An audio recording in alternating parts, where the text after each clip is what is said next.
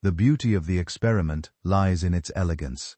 A beam leaves Earth, touches a human-placed object on another world, and comes home carrying a measurement. This transformed the Moon from a remote body into something that could be tracked with exquisite exactness.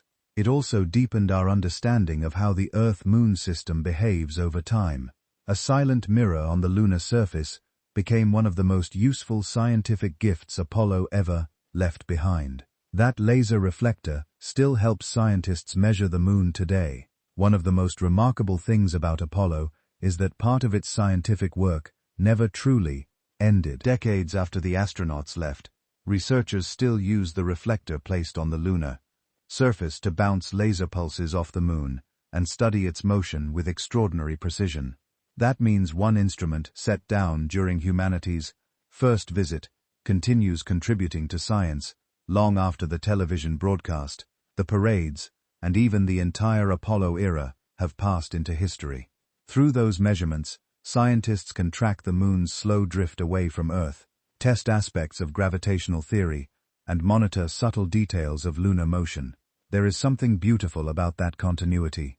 A device positioned by gloved hands in 1969 remains part of living science in the present day. The moon landing is often remembered as a dramatic moment, but this experiment shows another side of its legacy. It was not only a spectacle, it planted something useful enough to keep answering questions for generations. The landing site became a time capsule preserved in airless darkness. On Earth, places change quickly. Weather, plants, animals, rust, vandals, and time itself alter almost everything. The Moon treats history differently, because there is no atmosphere, no rain, and no living world to reclaim the scene. The Apollo 11 landing site remains astonishingly well preserved. The descent stage still stands where it was left. Tracks and object placements can endure for vast stretches of time.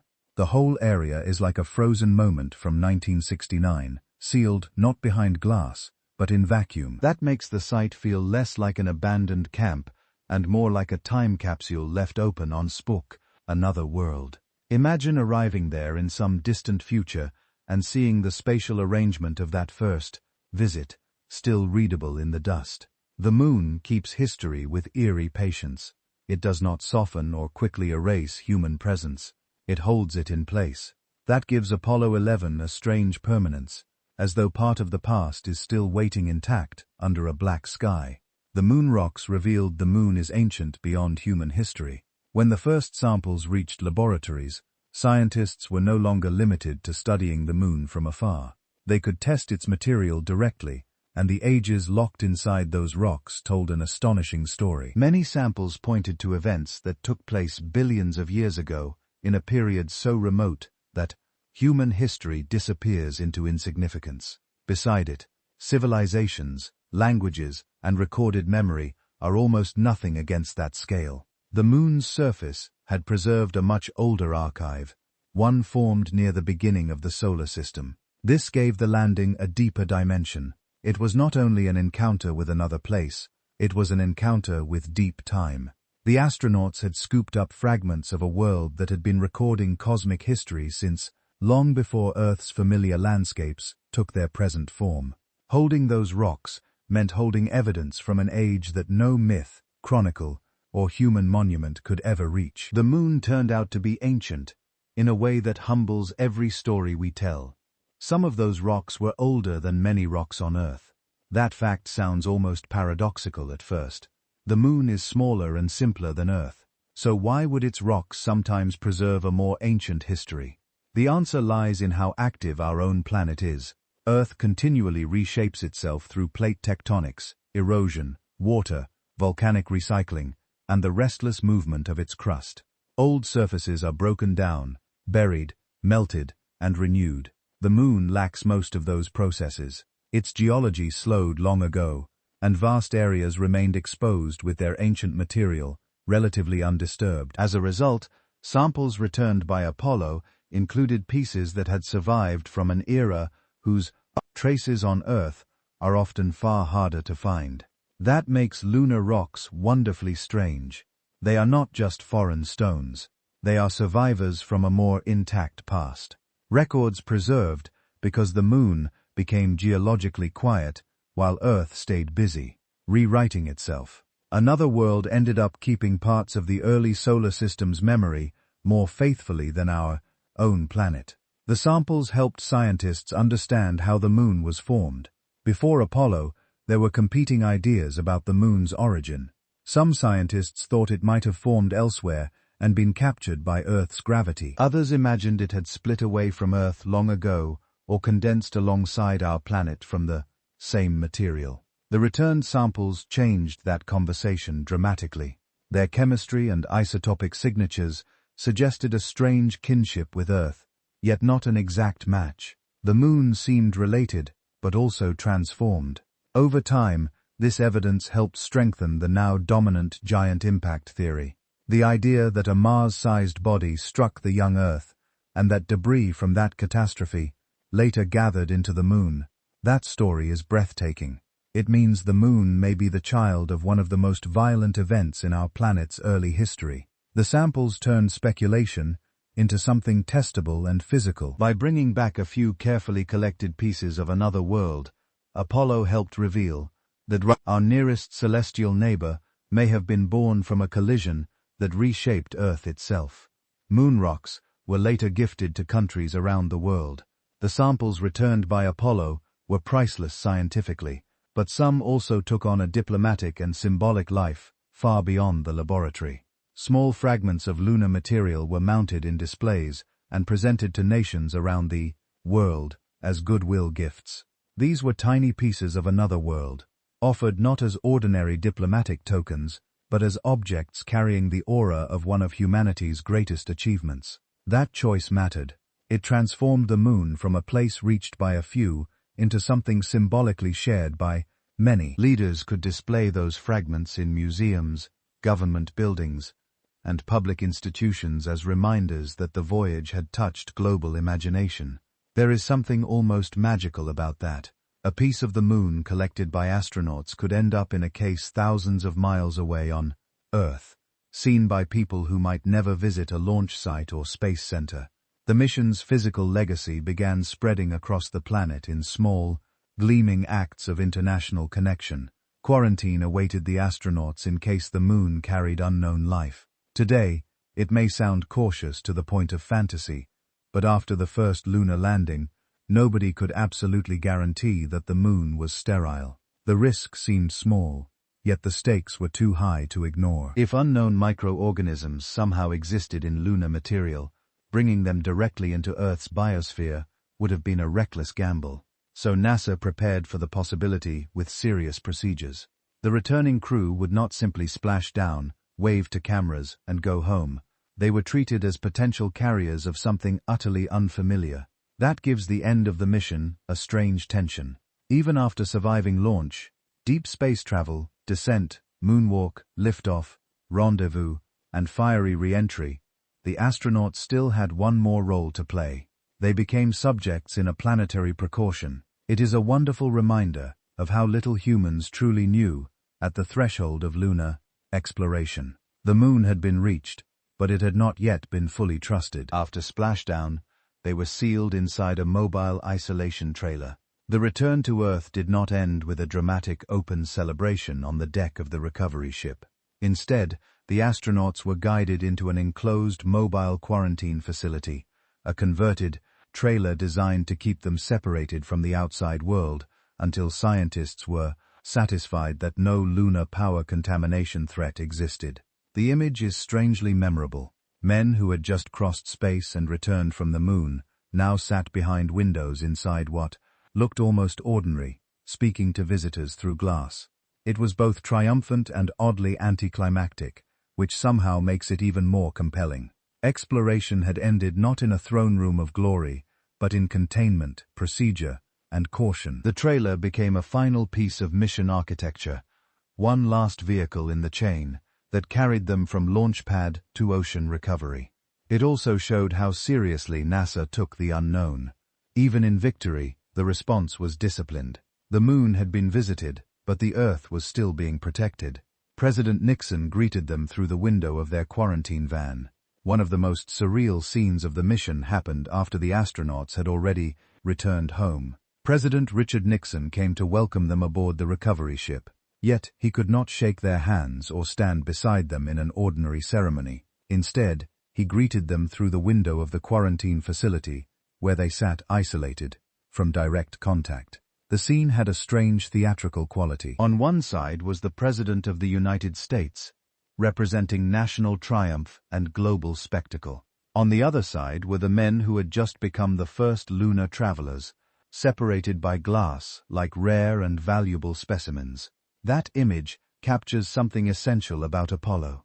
It was at once heroic and clinical, emotional and procedural. Even the celebration had to obey science. Nixon's visit acknowledged the scale of the achievement, but the glass between them said something else as well. The moon had been reached, yet it still carried just enough mystery to keep its explorers apart.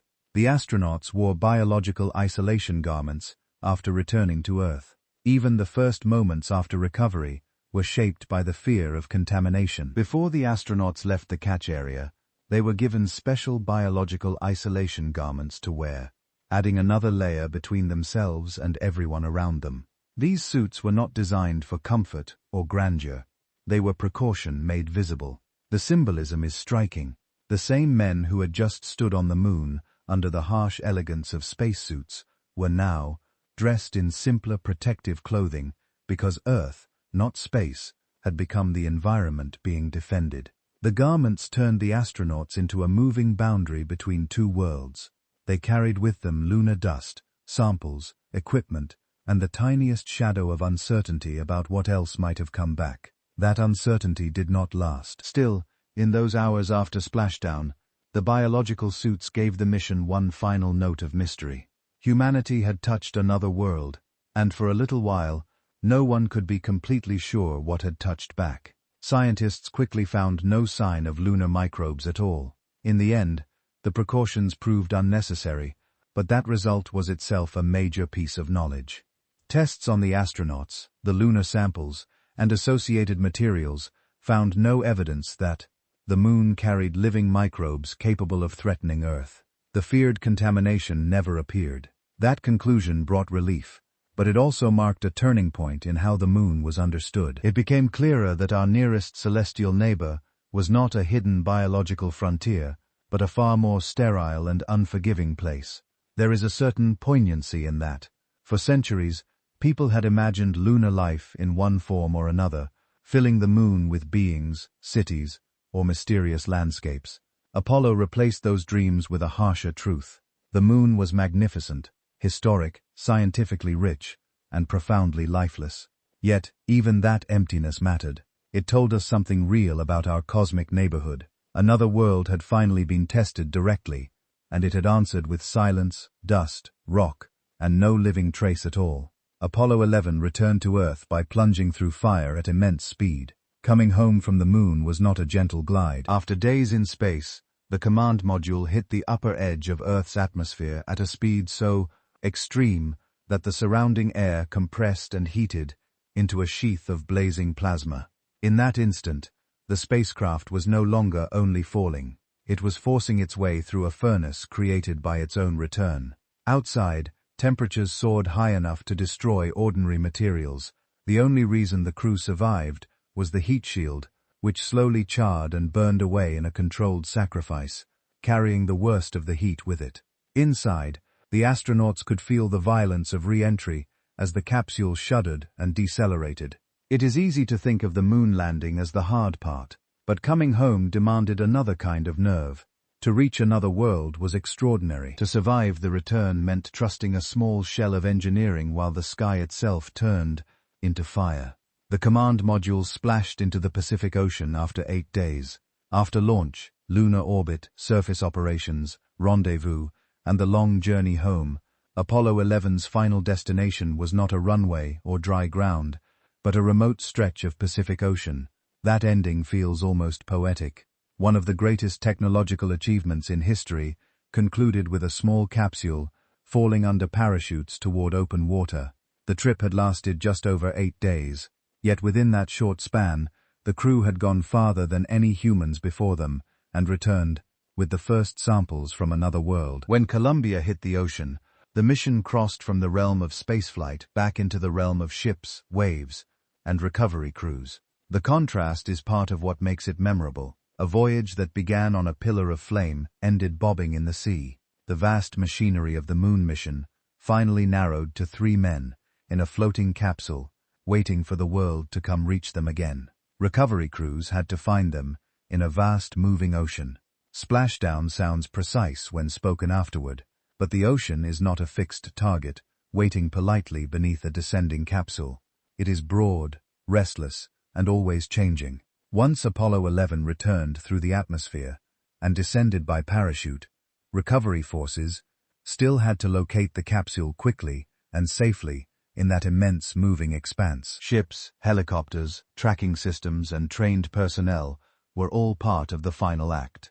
The ocean added uncertainty to a mission that had already survived more than enough of it. Waves could obscure sightlines. Weather mattered. Timing mattered. The crew had crossed cislunar space only to depend in the last stage on sailors and aviators, scanning a patch of water big enough to swallow history without a trace. That is one of the mission's most fascinating transitions. It moved from the cold geometry of orbital mechanics back into the practical business of search and recovery, where the final challenge was simply finding home in a sea. A Navy helicopter lifted the astronauts from the water. The image is unforgettable because it feels so unexpectedly ordinary after everything that came before. A crew who had just returned from the moon did not step onto a grand ceremonial platform first. They were lifted from the ocean by a Navy helicopter one by one in a practical recovery operation that looked almost like a rescue at sea. The helicopter hovered above the floating capsule while swimmers secured the area and prepared the astronauts for extraction. Then, suspended beneath the aircraft, the crew rose out of the Pacific after becoming the first humans ever to complete a lunar voyage. There is something wonderfully human about that moment. The moon may have required rockets, computers, and celestial navigation. Yet, the final handoff back to Earth came through rotors, cables, and disciplined military teamwork. The recovery helicopter became the bridge between the epic and the familiar. After traveling to another world, the astronauts came home swinging gently above the sea, like castaways recovered from an impossible journey. The moon landing depended on over 400,000 people on Earth. The iconic images show 3 astronauts, and that can make the mission feel almost intimate, as though a tiny handful of extraordinary individuals carried the whole thing alone. In truth, Apollo 11 rested on an immense human foundation. More than 400,000 people contributed to the broader Apollo effort, from engineers and coders to technicians, contractors, machinists, factory workers, administrators, and test crews. Some designed guidance systems. Some built valves, wiring, parachutes, or circuit boards. Some checked quality, calculated trajectories, or wrote procedures.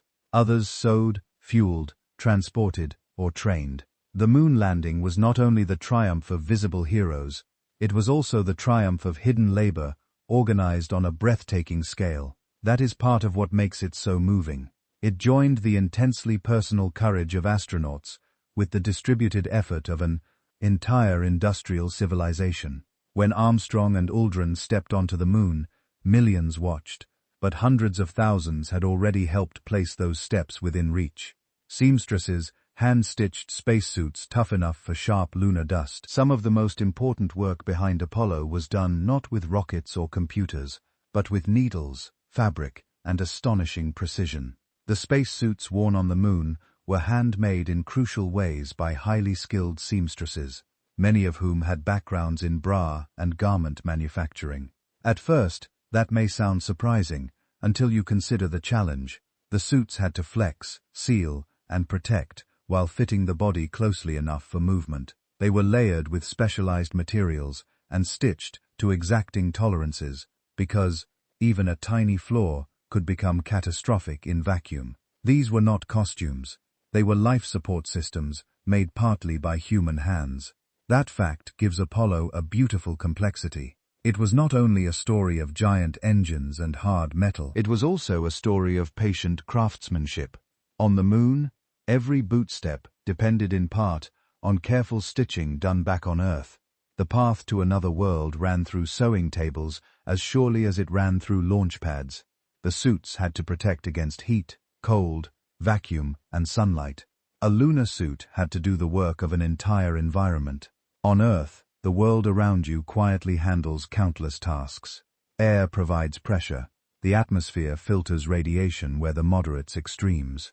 Clothing is usually an accessory to survival, not its foundation. On the Moon, that safety net vanished. The spacesuit had to stand between the astronaut and a place where direct sunlight could become intensely hot, while shadow plunged into brutal cold, where vacuum threatened the body, and where no breathable air existed at Castor. Or layer by layer, the suit had to insulate, reflect, seal, cool, and protect. It was not one garment, but a whole system wrapped around a human frame. That is why lunar exploration feels so extraordinary. The explorers did not enter another world bare to it. They carried an artificial pocket of Earth with them, stitched and engineered into wearable form. Every moment outside the module was a reminder that survival itself had become something the suit had to actively maintain. Apollo astronauts drank water created by their spacecraft's fuel cells. Even something as simple as a sip of water became part of the marvel of Apollo engineering. The command and service module generated electrical power using fuel cells, devices that combined hydrogen and oxygen in a controlled chemical process. One useful result was electricity. Another was water. That meant the spacecraft could produce part of what its crew needed to drink while traveling through space. There is something elegant about that arrangement. The same system helping run onboard equipment also yielded a life-sustaining byproduct for the astronauts. It turned chemistry into both power and survival. In a mission where every pound mattered and every system had to justify itself, that kind of efficiency was priceless. It also adds a strangely intimate detail to the moon landing story. The crew crossed the void between worlds while drinking water made inside their own spacecraft, as though the vehicle were not just transporting them, but quietly sustaining them from within through controlled reactions. Humming well behind the panels, the spacecraft generated electricity by combining hydrogen and oxygen. Apollo did not rely on the kind of batteries most people imagine when they think of portable power. Instead, its fuel cells produced electricity through a chemical reaction that joined hydrogen and oxygen. The process was both powerful and graceful. Rather than burning fuel with flame, the cells converted chemical energy directly into electrical energy, supplying steady power for vital systems. During the mission, this mattered enormously. Navigation, communications, environmental control, lighting, and onboard electronics all depended on reliable electricity. Without it, the moon journey would have collapsed into silence and darkness. Yet, the method chosen also carried a kind of scientific beauty. Two gases associated with water and combustion were used in a quieter, more sophisticated way to sustain life and technology in deep space. That is one reason Apollo still feels advanced even now. It was not only a matter of brute force. Beneath the dramatic launch and re-entry was a subtler triumph. Chemistry carefully harnessed to keep a tiny human world alive between Earth and Moon. Mission control in Houston guided the voyage minute by minute. The astronauts may have been the visible edge of Apollo, but Houston was the beating analytical heart of the mission. Inside mission control, teams of specialists watched streams of data, tracked timelines, checked systems, updated procedures, and prepared for trouble with relentless focus. They did not simply observe from afar.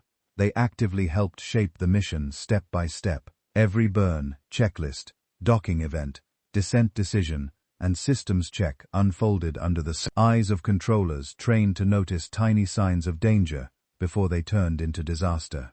That gave the voyage a remarkable dual nature. One part of the mission was happening in space. The other was happening in a room on Earth, filled with consoles, headsets, and intense concentration. The astronauts were never truly alone while radio linked them home. Houston extended human presence into space by thought, calculation, and judgment. It was as if the moon mission had two locations at once, one crossing the void, and one patiently steering from Texas, minute by minute. Thousands of engineers had rehearsed disasters before launch day arrived. Part of what made Apollo 11 possible was an almost relentless willingness to imagine failure in advance.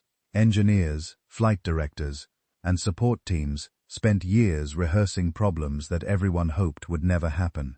They ran simulations of engine failures, guidance errors, power losses, aborted landings, docking issues, communication breakdowns, and medical emergencies.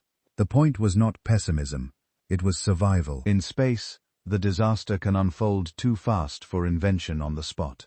So, the answers must often exist before the danger arrives. That gives the mission an impressive hidden structure. Beneath the smooth public narrative lay an enormous body of preparation, built around worst-case thinking. Triumph depended on disciplined anxiety. The successful flight, you remember, was supported by countless imaginary failures that had already been explored, argued through, and practiced in rooms full of people determined not to be surprised. Apollo's confidence came not from assuming things would go well, but from working obsessively to be ready when they did not. Apollo 11 was the result of earlier tragedies and hard lessons. By the time Apollo 11 launched, the path behind it was already marked by painful setbacks, technical failures, and years of dangerous learning. The moon landing did not rise from uninterrupted progress. It emerged from a program that had repeatedly discovered how unforgiving spaceflight could be. Rockets failed, hardware disappointed, procedures had to be rewritten. Crews and engineers learned that even small oversights could hide lethal consequences when compressed into the sealed, high-risk environment of a spacecraft. That history gave Apollo 11 its unusual gravity. The mission was not a bold first try that happened to work. It was a mature attempt, shaped by wounds, corrections, and relentless refinement. Every polished success on screen had rough, often frightening experience behind it. This makes the achievement more moving, not less. The moon was reached not because the programmer had escaped hardship, but because it had endured it, studied it, and kept going. Apollo 11 carried the memory of previous struggle all the way to the lunar surface.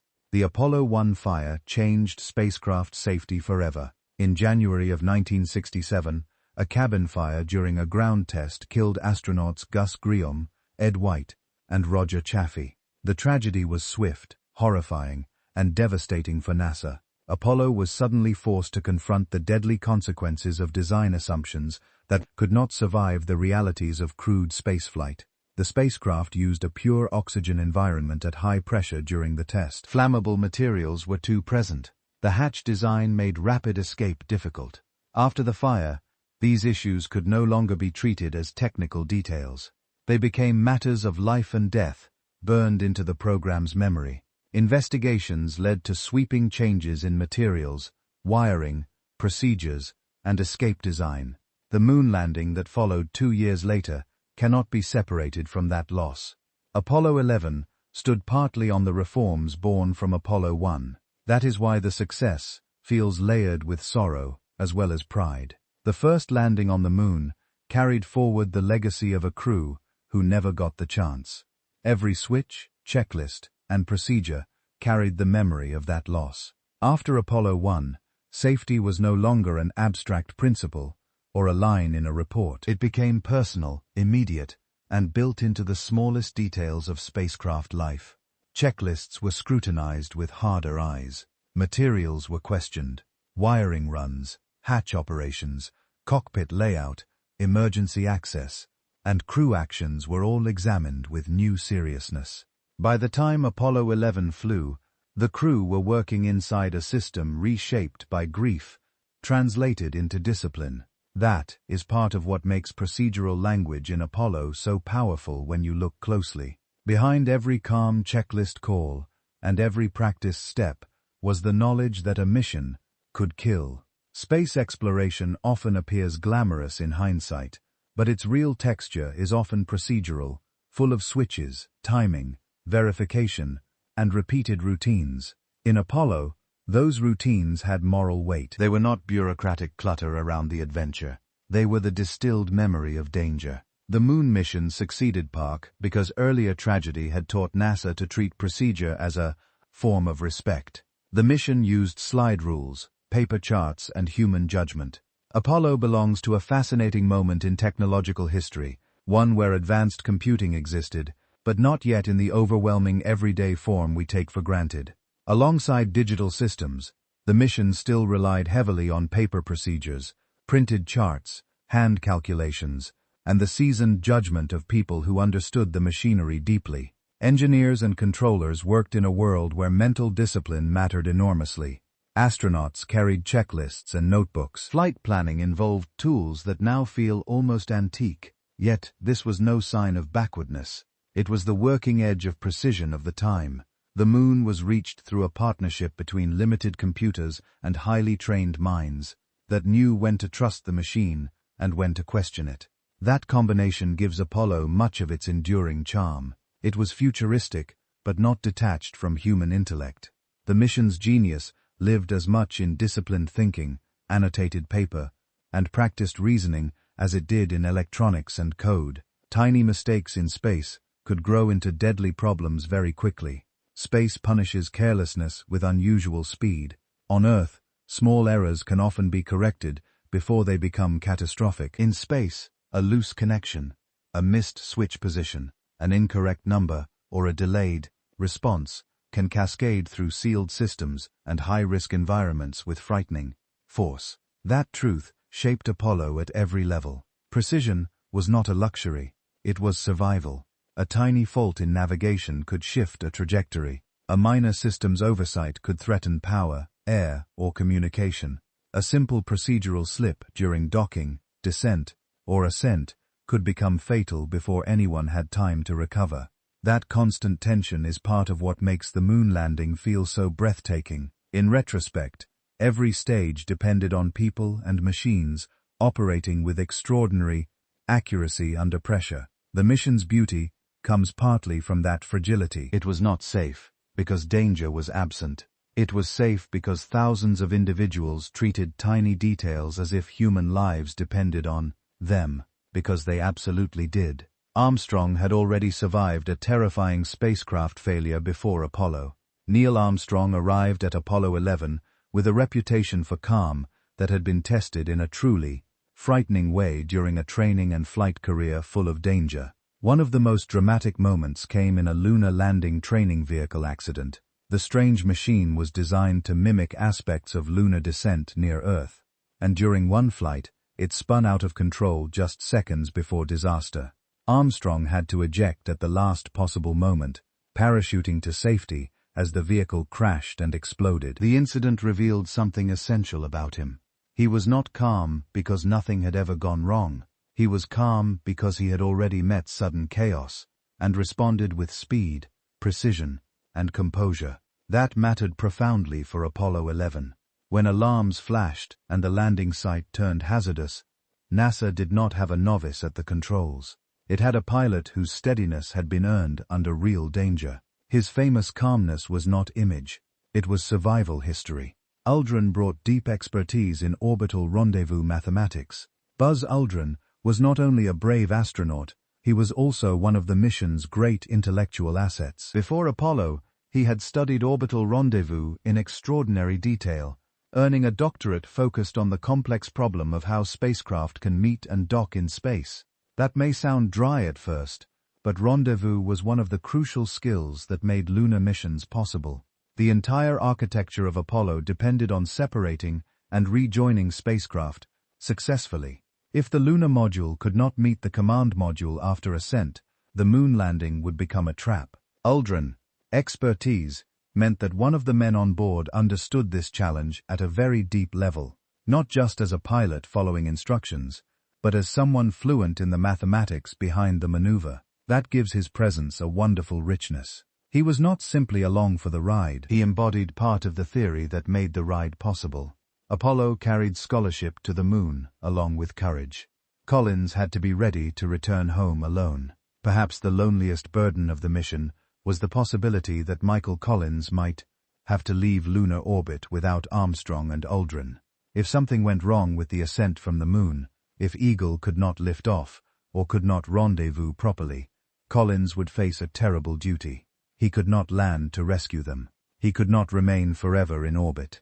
At some point, he would have to bring Columbia back to Earth alone. That possibility was real enough to live in the background of the mission, even if everyone hoped never to speak it aloud too directly. It gives Collins's role a quiet nobility. He was not only supporting the landing from orbit, he was carrying the emotional and operational weight of a nightmare scenario. Imagine circling above the moon, knowing your crewmates might become permanent residents below. His task demanded technical excellence, but also a rare kind of mental strength. Apollo required not only daring on the surface, but endurance in solitude above it. While 2 men landed, one remained the key to getting home. The drama of the moon landing naturally draws the eye downward toward the ladder, the footprints, and the dust. But the mission's true shape was triangular, not dual. While Armstrong and Aldrin worked on the surface, Michael Collins remained in lunar orbit with the command module. And without him, the mission could not end in survival. Columbia was the ship that would carry everyone back to Earth after the lunar module's ascent stage rejoined it. Collins had to maintain systems, preserve the orbit, and be ready for rendezvous at exactly the right time. In that sense, he was the quiet guardian of return. Exploration often celebrates the visible first step. Yet, Apollo reminds us that reaching a new world means little if no one can bring the explorers home again. Collins represented that hidden half of greatness. He did not walk on the moon, but he protected the line between triumph and tragedy. 2 men landed. 1 man kept the doorway back to Earth open. Collins could not see Earth while passing behind the moon. There was a moment in every orbit when Michael Collins slipped around the far side of the moon and lost the sight of Earth entirely. Not just its radio voices, but the planet itself. No blue sphere hanging in the black. No visual reminder of home. Just the curved bulk of the moon, the instruments of Columbia, and the knowledge that everyone he had ever known was hidden beyond a wall of rock. That absence gives his journey a haunting quality. Earth is usually the fixed point in every human story, the place beneath every horizon, the certainty that there is always somewhere to return to. For Collins, even that certainty vanished for a time. He moved through a region where home was not visible at all. It is hard to imagine the psychological weight of that. He was not only far away, he was briefly cut off from the sight of the world itself, circling behind another one in complete visual exile. Radio contact vanished completely whenever Columbia went around the far side. Each time the command module slipped behind the moon, radio communication ended at once. There was no partial signal, no fading voice, and no safety net of faint static carrying reassurance. One moment, Collins could hear Houston and the crew below. The next, the moon itself blocked every transmission. This backout was expected, yet expectation does not make silence feel smaller. It meant that for those minutes, no one on Earth could help him. No one could monitor him in real time, and no one could hear if something went wrong. That detail reveals how physical and unforgiving spaceflight really is. Even in the age of global broadcasting, a single body of rock could still impose total isolation. The mission had reached a place where line of sight decided whether humanity remained connected. On the near side, Apollo was a conversation. On the far side, it became a sealed experience. Collins passed through that zone again and again, carrying the mission through intervals of complete communicative darkness. For those minutes, the loneliest human being alive was Michael Collins. The phrase is famous because it fits with unusual precision. During those passages behind the moon, Collins was farther from every other human being than anyone in history had ever been, while also being completely cut off from contact. Armstrong and Aldrin were together below. The world was together back on Earth.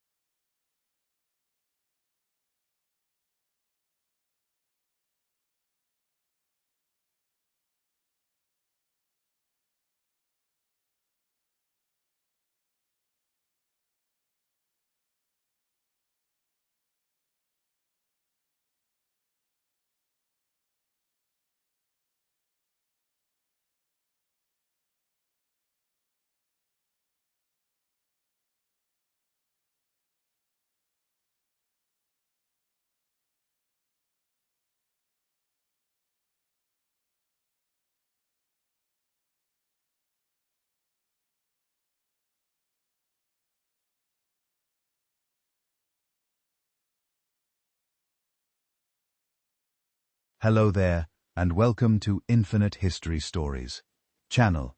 Tonight, we travel back to a moment when humanity did something it had never done before, and, perhaps had only barely dared to imagine. A time when the sky was no longer a boundary, but a destination. When 3 individuals left the Earth behind, crossed a silent void, and arrived at another world.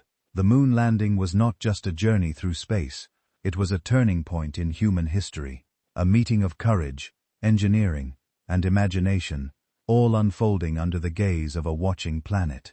Millions followed along, holding their breath as something uncertain and extraordinary took shape. What happened during those few days changed how we see ourselves. It revealed what we are capable of, and hinted at where we might go next. There are moments in history that feel distant and faded. This is not one of them. If you enjoy these gentle journeys, I invite you to like, subscribe, or share a thought below. It helps others find their way here too, one sleepy soul at a time. But for now, all you need to do is relax. Let your body soften, let your eyes grow heavy, and let your mind drift as we explore this remarkable chapter in human history. Let's begin. Humans walked on the moon before the 1960s ended. It still feels almost impossible to say out loud. Barely 2 generations after the first powered airplane flight, human beings were no longer only crossing oceans or continents, they were leaving Earth entirely. In July of 1969, 3 astronauts rode a tower of fire into space, crossed nearly 250,000 miles of emptiness, and reached the moon before that turbulent decade was over. That timing is part of what makes the achievement so astonishing. The 1960s had already been filled with conflict, fear, protest, and rapid change. Yet, in the middle of all that uncertainty, a species that had spent all of history on one planet managed to plant its boots on another world.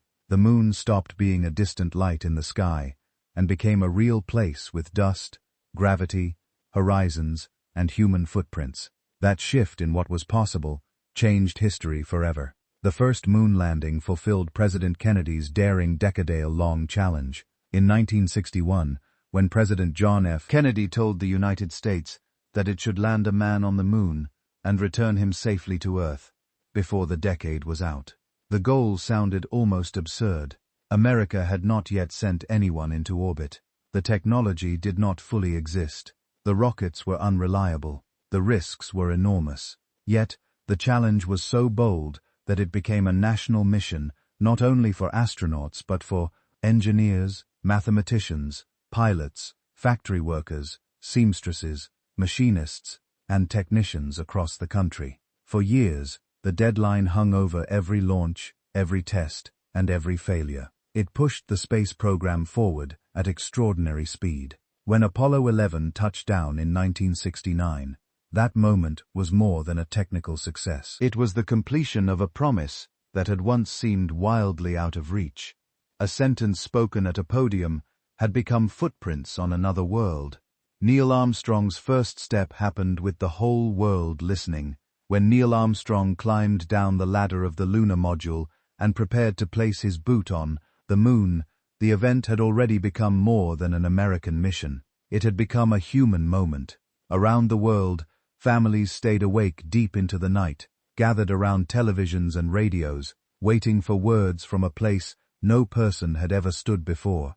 The images were ghostly and unclear, yet nobody needed perfect pictures to understand the scale of what was happening.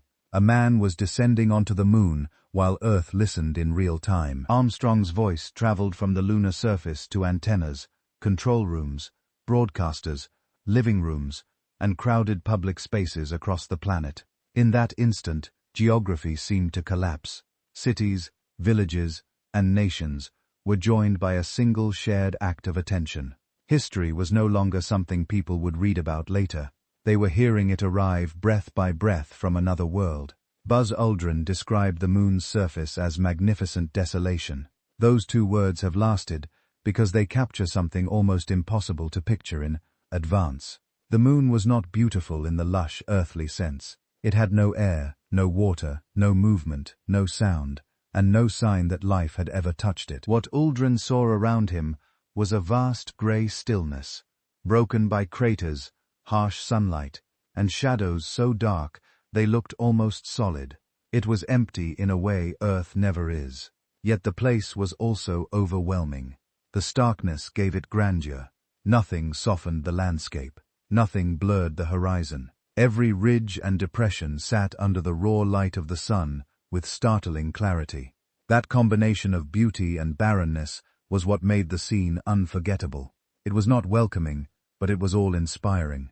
In a single phrase, Aldrin gave the world a way to understand the moon, not as a symbol or a dream, but as a real place that felt both glorious and profoundly lonely. The Eagle landed with only seconds of fuel left. The final descent was far more dangerous than it looked from Earth. As the lunar module dropped toward the surface, alarms began flashing in the cockpit. The guidance computer was overloaded. The planned landing area was scattered with boulders and rough ground. Neil Armstrong took manual control and began searching for a safer place to put the spacecraft. Down. That decision saved the mission, but it also burned precious fuel. In mission control, the numbers tightened with every passing moment. Callouts came in sharp stages. 60 seconds, 30 seconds. The margin for error was shrinking toward nothing. If the fuel ran out completely, the landing would have to be aborted in the final moments. Instead, Armstrong kept descending, balancing judgment, nerve, and speed, until the Eagle settled onto the surface. Later estimates suggested that only a very small reserve remained. One of history's greatest triumphs came terrifyingly close to becoming one of its most devastating failures. Apollo 11 flew to the moon on the most powerful rocket ever built. The journey began with a machine so enormous that it still seems unreal. Saturn V stood taller than a 36-story building and was built to do something no rocket had ever done before: send human beings all the way to the moon. At launch, its engines unleashed a force so violent that the ground shook, the air trembled, and people watching from miles away could feel the power in their bodies. It burned fuel at a staggering rate, turning chemical energy into the controlled fury needed to escape Earth's grip. Yet, the real wonder was not only its size, it was the precision. This giant vehicle had to lift delicately enough to protect 3 human lives, while also accelerating fast enough to reach space and send them onward toward another world. Saturn V was brute strength, shaped into exact timing. Without that extraordinary rocket, the moon would have remained unreachable, no matter how daring the astronauts were. The astronauts landed in a place no human being had ever touched. Every explorer in history had at least shared the Earth with earlier life, older landscapes, and traces of something familiar. Apollo 11 was different. When Armstrong and Aldrin stepped onto the lunar surface, they entered terrain untouched by humans, untouched by animals, untouched by wind, rain, or flowing water. The Sea of Tranquility had existed for billions of years, without footsteps, voices, or even the movement of air. Its dust had lain undisturbed through ages longer than human civilization can comprehend. That is part of what gives the landing its strange power. It was not just a visit to a remote place. It was contact with a world that had never known contact at all. The first impressions mattered because there had been no previous human impressions to compare them with. Every glance out the window and every boot pressed into the ground marked a true beginning. On that day, humanity reached a place that had waited in silence since before history began. Michael Collins circled the moon completely alone behind its far side. While Armstrong and Aldrin descended to the surface, Michael Collins remained in the command module, orbiting above them, and carrying a burden that was both practical and deeply emotional. He was the one who had to be there when it was time to leave. If anything went wrong below, he might have to return to Earth without them. Each time his spacecraft passed behind the moon, radio contact with Earth vanished completely. For those long minutes, he was cut off from every other human being. No voices from mission control, no updates from the surface, no contact with the billions of people following the mission. On the far side, Collins became the most isolated person in human history. Yet, he could not afford to drift into the poetry of that fact. He had work to do. He checked systems, maintained the orbit, and guarded the path home. Without his calm, lonely precision, The first moon landing could not have ended in reunion. Moon dust clung to everything and smelled like spent gunpowder. One of the strangest surprises of the mission was not a grand cosmic sight, but a stubborn, irritating dust. The lunar surface was covered in fine gray powder that stuck to boots, gloves, tools, ladders, cables, and suit joints. It followed the astronauts back inside the lunar module and quickly became a nuisance. On Earth, wind and water grind dust into softer shapes over time. On the moon, there is no weather to smooth anything down, so the grains remain jagged and abrasive. They behave more like tiny shards than familiar dirt. The astronauts found it difficult to brush off, and once it was inside the cabin, they noticed a sharp smell that reminded them of spent gunpowder. The scent was unexpected, because there is no air on the moon itself. The smell only appeared after the dust was brought into the oxygen-rich cabin. Even the smallest material from another world turned out to have its own surprising personality. The astronauts brought home pieces of another world in their hands. For most of history, the moon belonged to myth, poetry, religion, calendars, and dreams. Then Apollo 11 changed that by returning with actual material from its surface. Armstrong and Aldrin collected rocks, dust, and core samples and packed them for the journey home. These were not symbolic souvenirs. They were pieces of another celestial body carried by human beings across space and delivered into laboratories on Earth. Scientists suddenly had the chance to test the moon directly rather than study it only through telescopes. The samples revealed differences in chemistry, age, and geological history that helped reshape ideas about how the moon formed and how it evolved. They made the lunar surface tangible. A child could look at a rock from the moon and understand in a way no speech could fully convey that. People had truly gone there and returned. The distance between Earth and the moon had not vanished, but it had become touchable. Apollo 11 launched during the most intense years of the Cold War. To understand why this mission mattered so much, you have to remember that it was not unfolding in a calm age. The world of 1969 was tense, divided, and armed with terrifying power. The United States and the Soviet Union were locked in a struggle that reached from politics and ideology into science, technology, and prestige. Space became one of the grand stages of that rivalry. Each launch seemed to say something about which system was stronger, smarter, and more capable of shaping the future. When Apollo 11 rose from Florida, it carried more than astronauts and instruments. It carried the pressure of a global contest that had already produced Sputnik, the first human in orbit, and years of anxious headlines. That gives the landing an extra layer of drama. It was not only a voyage of discovery, it was also a statement heard around the world, made not in words, but in flame, distance, and arrival. The moon landing was watched by hundreds of millions on Earth. For a brief time, the whole planet seemed to lean toward the same screen. In homes, bars, schools, newsrooms, and public squares, people gathered to watch a signal from nearly 250,000 miles away. The pictures were grainy and pale, more shadow than detail, yet they held audiences spellbound because everyone knew what they were seeing. This was not fiction, not a rehearsal, and not a scene from some distant future. It was happening live.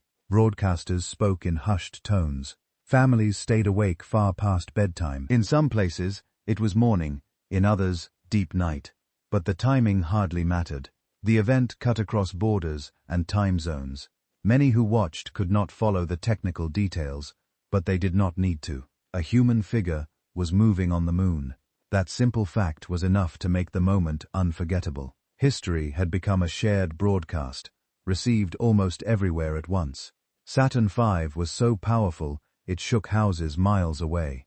There are rockets, and then there was Saturn V. At liftoff, its 5 first-stage engines unleashed a violence so immense that spectators, many miles from the launch site, could feel it in their chests before they fully heard it. Windows rattled, roofs trembled, the air itself seemed to pass. People described the experience not as watching a machine rise, but as witnessing a force of nature that humans had somehow learned to build. Flames spread beneath the pad like a man-made sunrise. Smoke rolled outward in huge white billows, and slowly, Almost unbelievably, this towering structure began to climb. That slowness made the power feel even greater. Something so massive was pulling free of Earth through sheer controlled fury. The launch was not elegant in the ordinary sense. It was overwhelming. You could measure its thrust and numbers, but numbers alone cannot capture what it meant to see.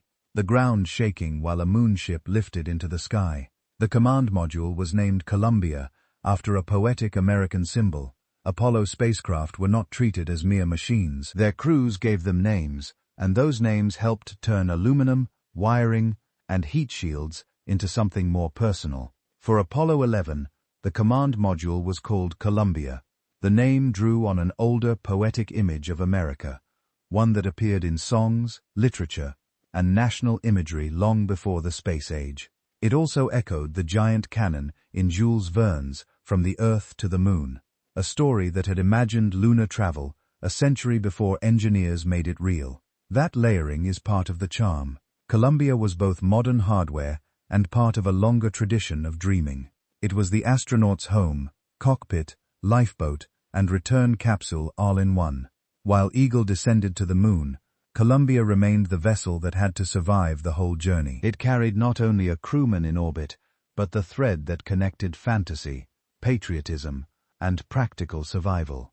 The lunar module looked fragile, but it was built for another world. Seen up close, the lunar module did not resemble the sleek rockets of popular imagination. It looked angular, insect-like, and almost improvised with spindly legs, foil-covered surfaces, and shapes that seemed too delicate for a mission so dangerous.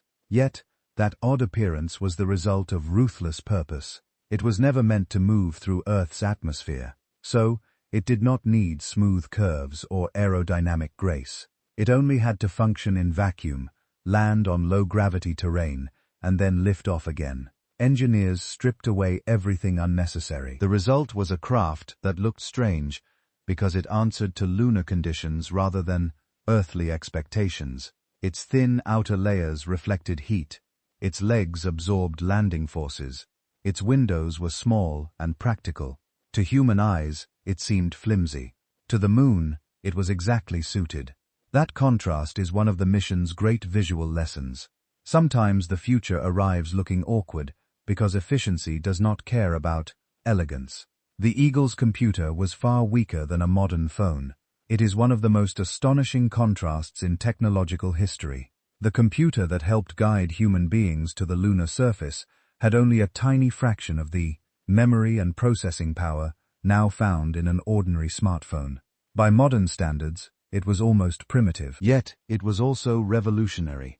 The Apollo guidance computer was compact, reliable, and designed to perform under conditions where failure could kill. It helped navigate, calculate, and manage the descent in real time. While astronauts worked through a flood of critical information, this was not consumer technology that happened to be useful.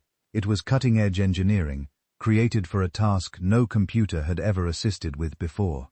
Its limitations make the mission seem even more extraordinary, because success depended not on overwhelming digital power, but on clever design, disciplined procedures, and human judgment working breaking boo alongside the machine. The moon landing was not the triumph of computers replacing people. It was the triumph of people knowing exactly how to use a small computer. Well, guidance alarms blared during the final descent to the surface. The last minutes before touchdown were not calm. Inside the lunar module, warning alarms began interrupting the descent with an unnerving insistence.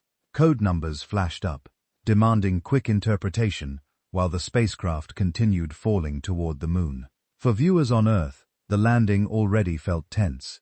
For the crew in mission control, it had suddenly become a puzzle with no time to spare. The alarms meant the computer was overloaded, struggling under more data than expected. In another setting, that might have meant immediate disaster. But years of training and careful systems knowledge now became priceless. Engineers in Houston recognized that the machine was still performing its essential tasks, and advised the astronauts to continue. Imagine the nerve required. Another world was rushing up below. The spacecraft was complaining, and the mission had to go on. Those alarms were the sound of history passing through a very narrow gap where expertise and composure kept a frightening problem from becoming a fatal one. Armstrong took manual control when the computer aimed badly. Automated systems had guided most of the descent, but in the final approach, Neil Armstrong looked out the window and saw trouble waiting below. The computer was steering Eagle toward an area strewn with boulders and rough ground that could tip the craft or damage it on contact. At that moment, the first person who would step onto the moon had to become something even more important.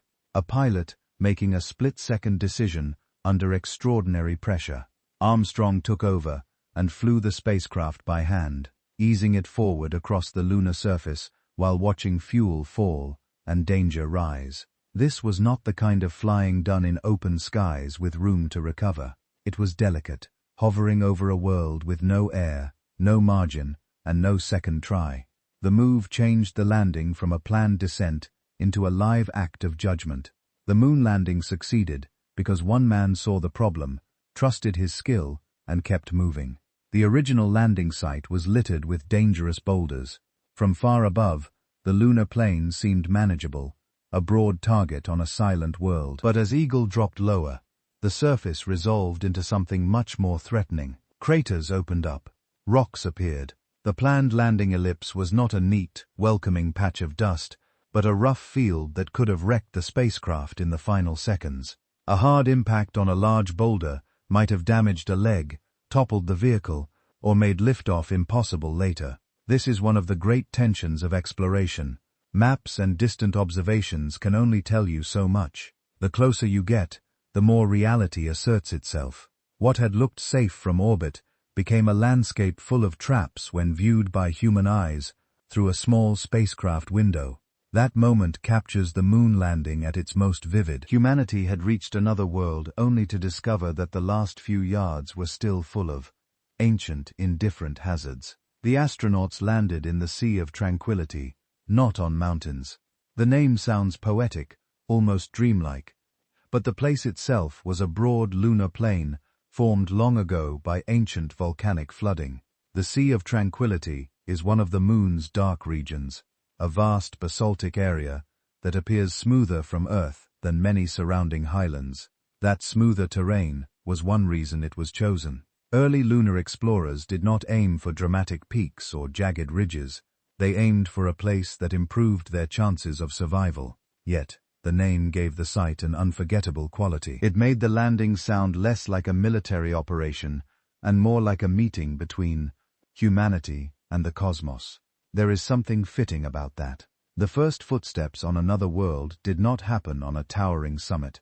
They happened on an open plain whose title suggested calm, even though the descent itself was anything but calm. Tranquility was both a real location and a phrase that history could never resist remembering. The moon has no air, so the landing made no roar. On Earth, we associate great machines with thunder. Rockets scream, engines rumble, helicopters chop the air. But the moon offers no such soundtrack because it has no atmosphere to carry sound. When Eagle descended to the surface, its engine was firing. Dust was blasting outward, and metal legs were approaching alien ground. Yet outside the spacecraft, there was no roar spreading across the plain. No crash echoed from crater walls. No exhaust note rolled into the distance. The whole event unfolded in absolute external silence. That is one of the strangest things to imagine about the first landing. One of humanity's loudest achievements arrived in a place that could not hear it. The only sounds were inside the cabin, in voices, machinery, radio transmissions, and the breathing of the crew. Beyond that thin metal shell, there was only vacuum. It gives the moment an eerie grandeur. The moon received the first visitors without noise, applause, or warning, as if history had landed in a mute world. No wind blew around the flag after it was planted. The famous image of the lunar flag can mislead the eye, because on Earth, cloth usually tells us what the air is doing. We see a ripple and think of wind. But on the moon, there is no moving air to stir fabric at all. When the astronauts planted the flag, it did not flutter in any earthly sense. Instead, the cloth shifted because it had been handled, rotated, and disturbed during setup. With no atmosphere to damp the motion, the movement lingered longer than people might expect. That difference matters because it reveals how strange the moon truly is. Even simple gestures behave differently there. A flag is no longer a soft piece of fabric responding to breeze. It becomes an object moving only through direct contact and inertia. The result looked familiar enough to spark confusion. Yet, it was governed by rules unlike those of Earth. A symbol people understood suddenly became a lesson in lunar physics. The famous flag seemed to wave because of a metal support. The reason the flag looked spread out was not hidden drama, but practical engineering. NASA knew that without air, a normal hanging flag would droop limply downward and barely show itself. So, the design included a horizontal support rod along the top, intended to hold the fabric outward so cameras could capture the image clearly. Even then, the setup was not perfectly smooth. The rod did not fully extend, which left the cloth bunched and wrinkled. Those wrinkles created the illusion of motion frozen in fabric, making the flag appear as though a breeze had caught it. In reality, the effect came from structure, not weather. That detail is fascinating, because it shows how unfamiliar environments force people to rethink even the simplest objects. A flag on Earth needs wind to look alive. A flag on the moon needs hardware. The iconic image that millions remember was shaped not by lunar mystery, but by a clever attempt to make a national symbol visible in vacuum. Armstrong climbed down a ladder into complete lunar silence. There is something almost unreal about that image. A man in a pressurized suit, descending rung by rung from a machine that has just landed on another world, surrounded by light, dust, and emptiness, yet stepping toward a silence more complete than any silence on Earth. Deserts still have air, caves still echo, polar landscapes still carry the faint sounds of wind and movement. The moon offered none of that. As Armstrong lowered himself toward the footpad and then the surface, he entered an environment where no natural sound could reach him from outside. Every sensation we usually connect with arrival was absent. No crunch of distant debris, no rustle, no atmosphere, only the interior world of radio voices and the suit's life support accompanied him. That helps explain why the moment feels so haunting, even decades later. It was not just a descent from a ladder, it was a descent into a kind of silence no human being had ever physically entered before. His first footprint lasted because the moon has no weather.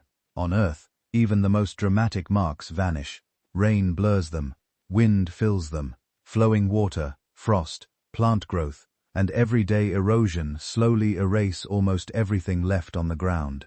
The moon does not work that way. It has no weather, no rain, and no moving air to disturb a footprint once it has been pressed into the fine surface dust.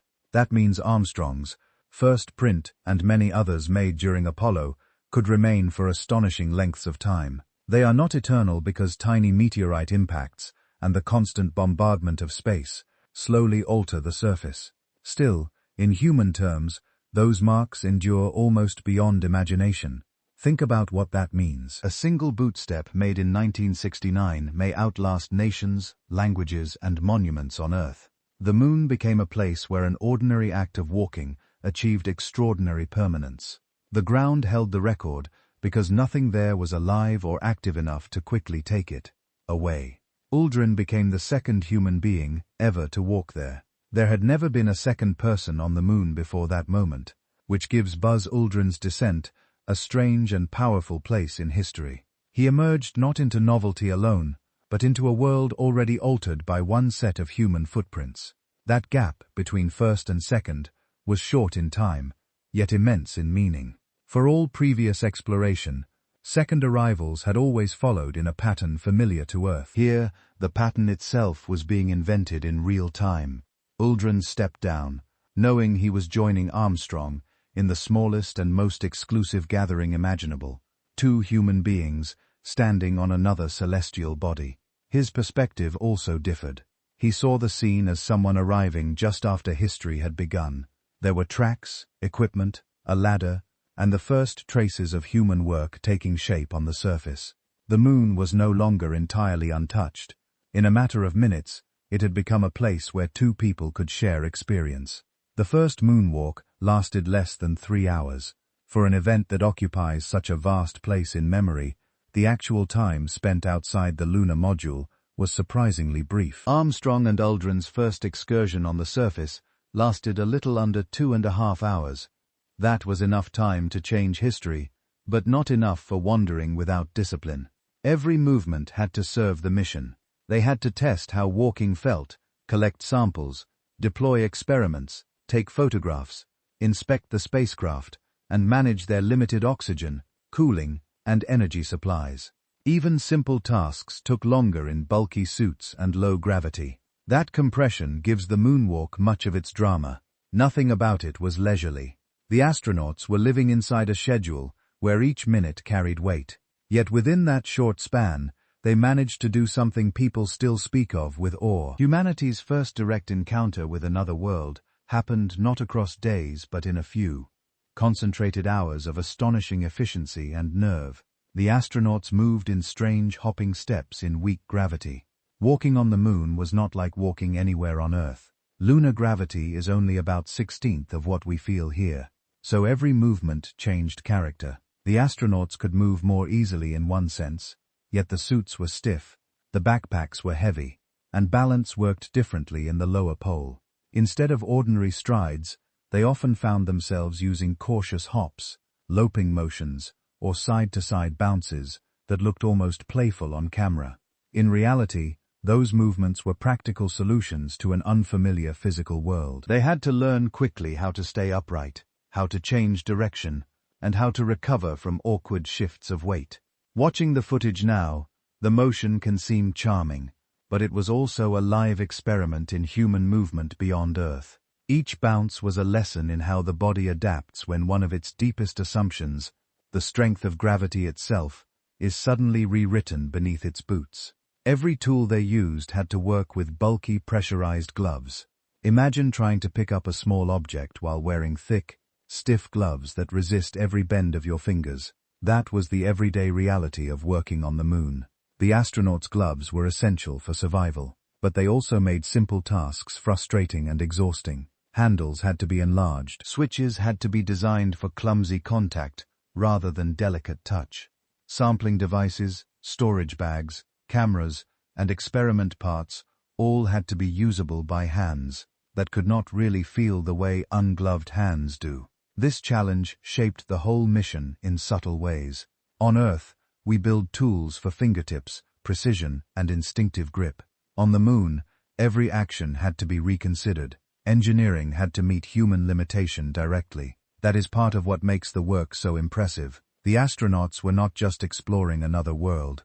They were trying to do careful, meaningful tasks through layers of pressure, insulation, and resistance that turned the simplest motions into serious labor. They carried life support systems on their backs like tiny spacecraft. Those backpack units were far more than tanks strapped onto suits. Each one was a compact survival machine, keeping its wearer alive in a place that would otherwise kill in seconds. They supplied oxygen for breathing, removed carbon dioxide, circulated cooling water, powered communications, and helped regulate temperature under brutal lunar sunlight. In a real sense, each astronaut stepped onto the surface wearing a personal spacecraft.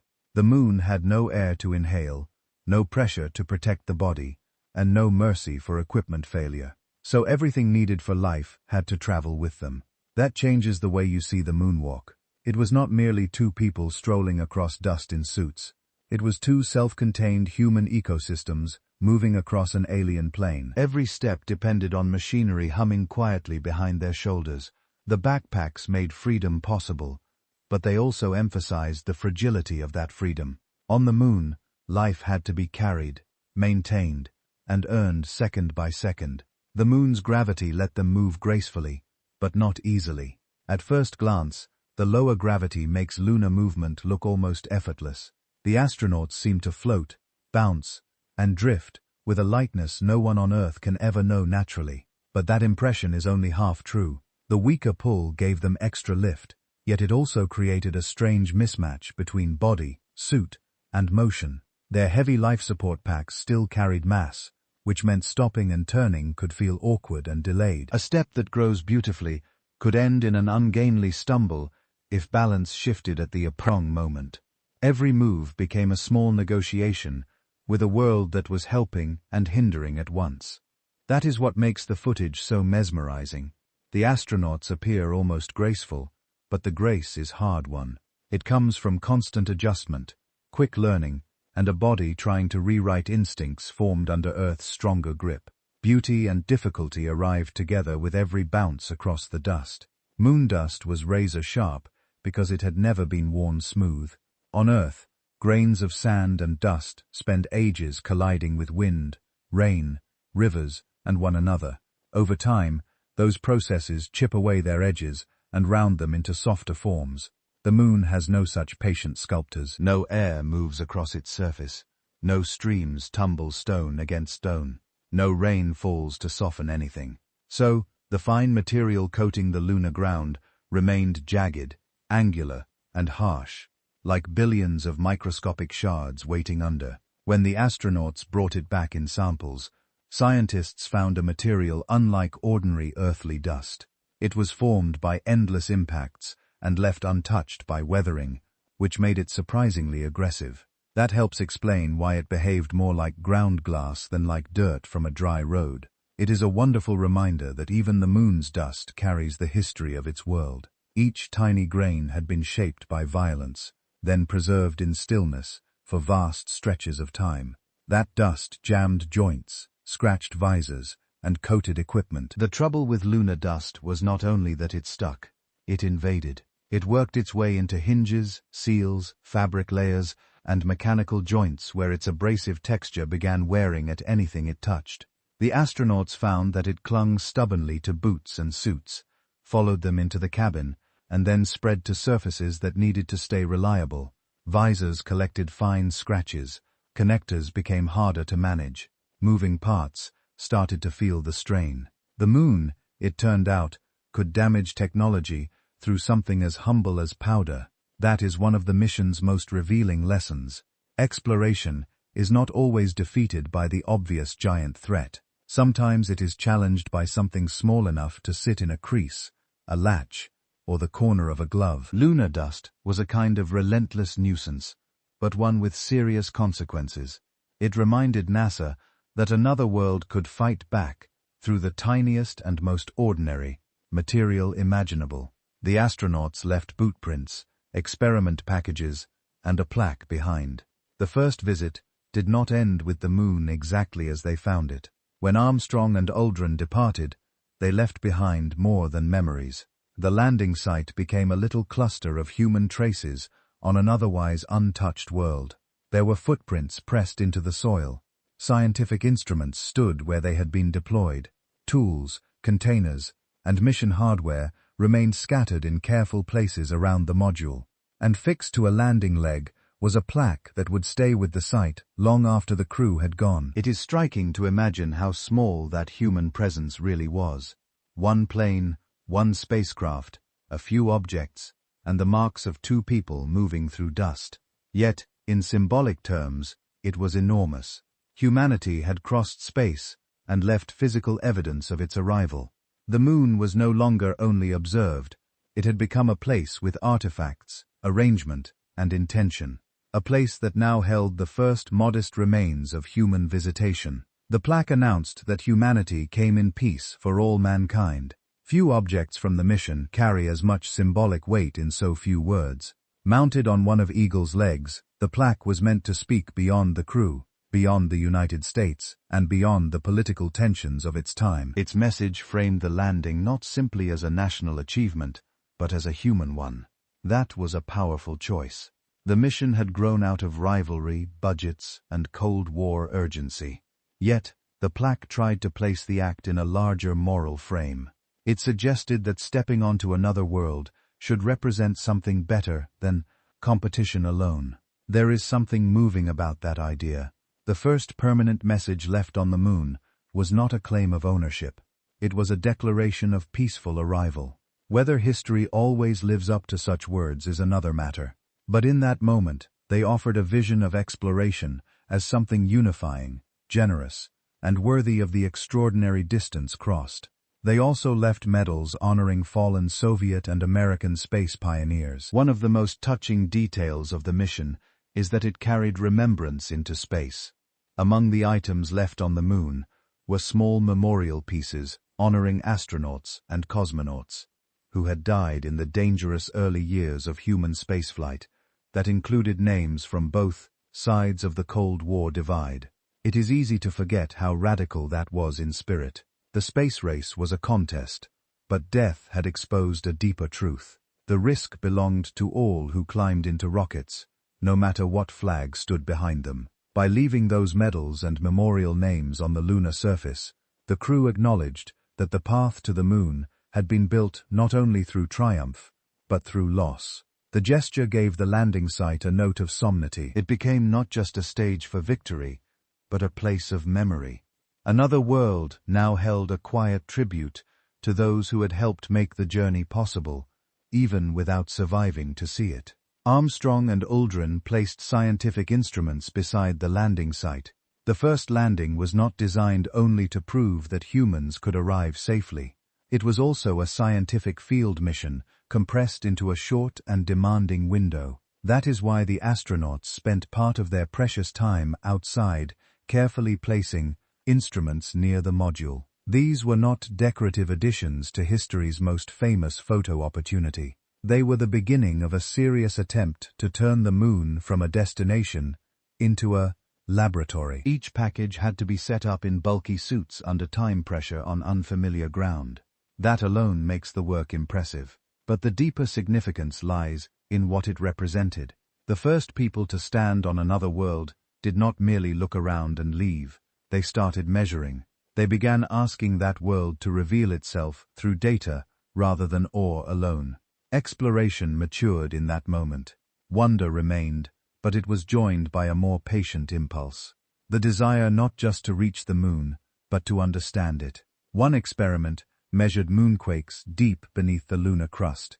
The moon can look dead, frozen, and unchanging. But one of Apollo's instruments began revealing a more active story hidden below the surface. By placing a seismometer there, the astronauts gave scientists a way to listen for vibrations moving through the moon's interior. The results were fascinating. The instrument detected moonquakes, subtle tremors caused by internal stresses, meteorite impacts, and the gravitational pole of Earth itself. These were not exactly like earthquakes. The moon's dry, fractured structure made the shaking behave differently, with vibrations lingering far longer than they usually do on our planet. That eerie, ringing quality helped reveal something about the lunar interior and its layered nature. In a sense, Apollo turned the moon into an object that could speak through tremors. A world that seemed silent on the outside was quietly shifting within. That is part of the enchantment of science. The first footsteps did not only touch the surface, they opened a path toward hearing the moon's hidden unrest. Another used lasers to measure the moon's distance from Earth. Among the cleverest objects left behind was a special reflector, designed for laser ranging, a deceptively simple device with astonishing long-term value. Its job was not to transmit messages or move across the terrain. It just had to sit there and send light back exactly toward its source. Scientists on Earth could fire laser pulses at the moon, hit the reflector, and time the return journey. Because light travels at a known speed, that round-trip timing made it possible to calculate the Earth-Moon distance with remarkable precision. Collins alone occupied the space in between, circling a world that blocked both sight and speech. Yet, what makes this so powerful is not merely the distance, it is the responsibility. He was not drifting in poetic solitude with time to stare out the window and muse on existence. He was actively managing the spacecraft that stood between his crewmates and permanent abandonment. That combination of isolation and duty is what gives his experience its rare emotional force. Many explorers have traveled alone. Few have done so while carrying the quiet burden of a mission that could not be completed without them. His loneliness was not empty, it was full of purpose. The moon landing happened less than 66 years after the first airplane flight. That time span is one of the most astonishing measures in all of history. In 11D3, the Wright brothers managed a powered flight that lasted only seconds and covered a distance shorter than many houses. Less than 66 years later, human beings were landing on the moon. The same species that had only just learned to leave the ground had already learned to cross the vacuum between worlds. It is difficult to find any other technological leap that feels quite so dramatic. The early age of aviation was full of canvas, wood, exposed engines, and raw risk. Yet within one long human lifetime, that fragile beginning led to rockets, spacecraft, orbital mechanics, computer guidance, and a successful lunar landing. The speed of that transformation gives Apollo part of its mythic power. It makes the moon landing feel not only advanced, but accelerated almost beyond belief. Human ingenuity did not merely progress. For a few decades, it seemed to race forward, like history itself had found a new engine. Humanity went from fragile biplanes to the moon in one lifetime. Imagine a person born in the era of early flight, when pilots wore goggles and scarves, when aircraft shuddered in open air and long-distance flying still felt almost miraculous. That same person could live to see astronauts walk on the moon. That is not a metaphor. It is a real span of human experience. In one lifetime, aviation moved from tentative wooden machines hopping over sand to spacecraft navigating across hundreds of thousands of miles of emptiness. The emotional power of Apollo deepens when you remember that many people watching it had lived through both ends of that transformation. The distance between the first airplanes and the moon was not just technological, it was imaginative. People had to rethink what humans were for, what machines could do, and how quickly limits might collapse once challenged seriously enough. That is why the landing still feels almost dreamlike. It was the kind of leap that usually belongs to fiction, yet it unfolded within living memory. The mission carried a tiny piece of the Wright brothers' flyer. Apollo 11 did not leave aviation's first age behind entirely. Tucked aboard the mission was a small piece of fabric and a splinter of wood from the Wright brothers' flyer, the machine that made the first powered flight possible. That gesture linked two moments that might otherwise feel too far apart to belong to the same story. The fragile craft that first rose above the sands of Kitty Hawk had, in a symbolic sense, reached the moon. There is something deeply moving in that continuity. It says that technological revolutions do not erase their beginnings, they carry them forward. The moon landing may have looked like the future, but it still honored the modest, risky experiment from which modern flight had grown. A few fragments of that early airplane crossed the void as silent passengers, witnessing how far the idea of human flight had traveled. In miniature, Apollo brought the age of canvas and propellers to the threshold of another world. Armstrong's heartbeat surged during the most dangerous moments of landing.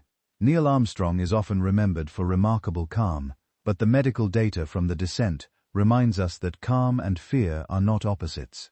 They can exist together. During the most dangerous stretch of the landing, as alarms flashed, fuel dropped, and the surface rushed closer, his heart rate rose dramatically. His body knew exactly how serious the danger was, even while his actions remained controlled and deliberate.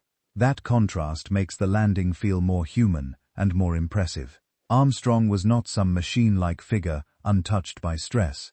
He was a living person, experiencing intense physiological strain, while still making clear judgments under extreme pressure. The pulse racing inside his suit was the pulse of a species taking an enormous risk. It adds a layer of intimacy to the moment. Beneath the history, beneath the training, beneath the practiced voice on the radio, there was a heart beating hard inside a pilot who had to get everything right in real time. The lunar module had no seats during descent to the surface. That detail surprises many people because we imagine spacecraft cockpits as places where astronauts strap into chairs, surrounded by controls. Eagle worked differently during the descent to the moon. Armstrong and Aldrin stood rather than sat, secured by restraints while facing the windows and instrument panels.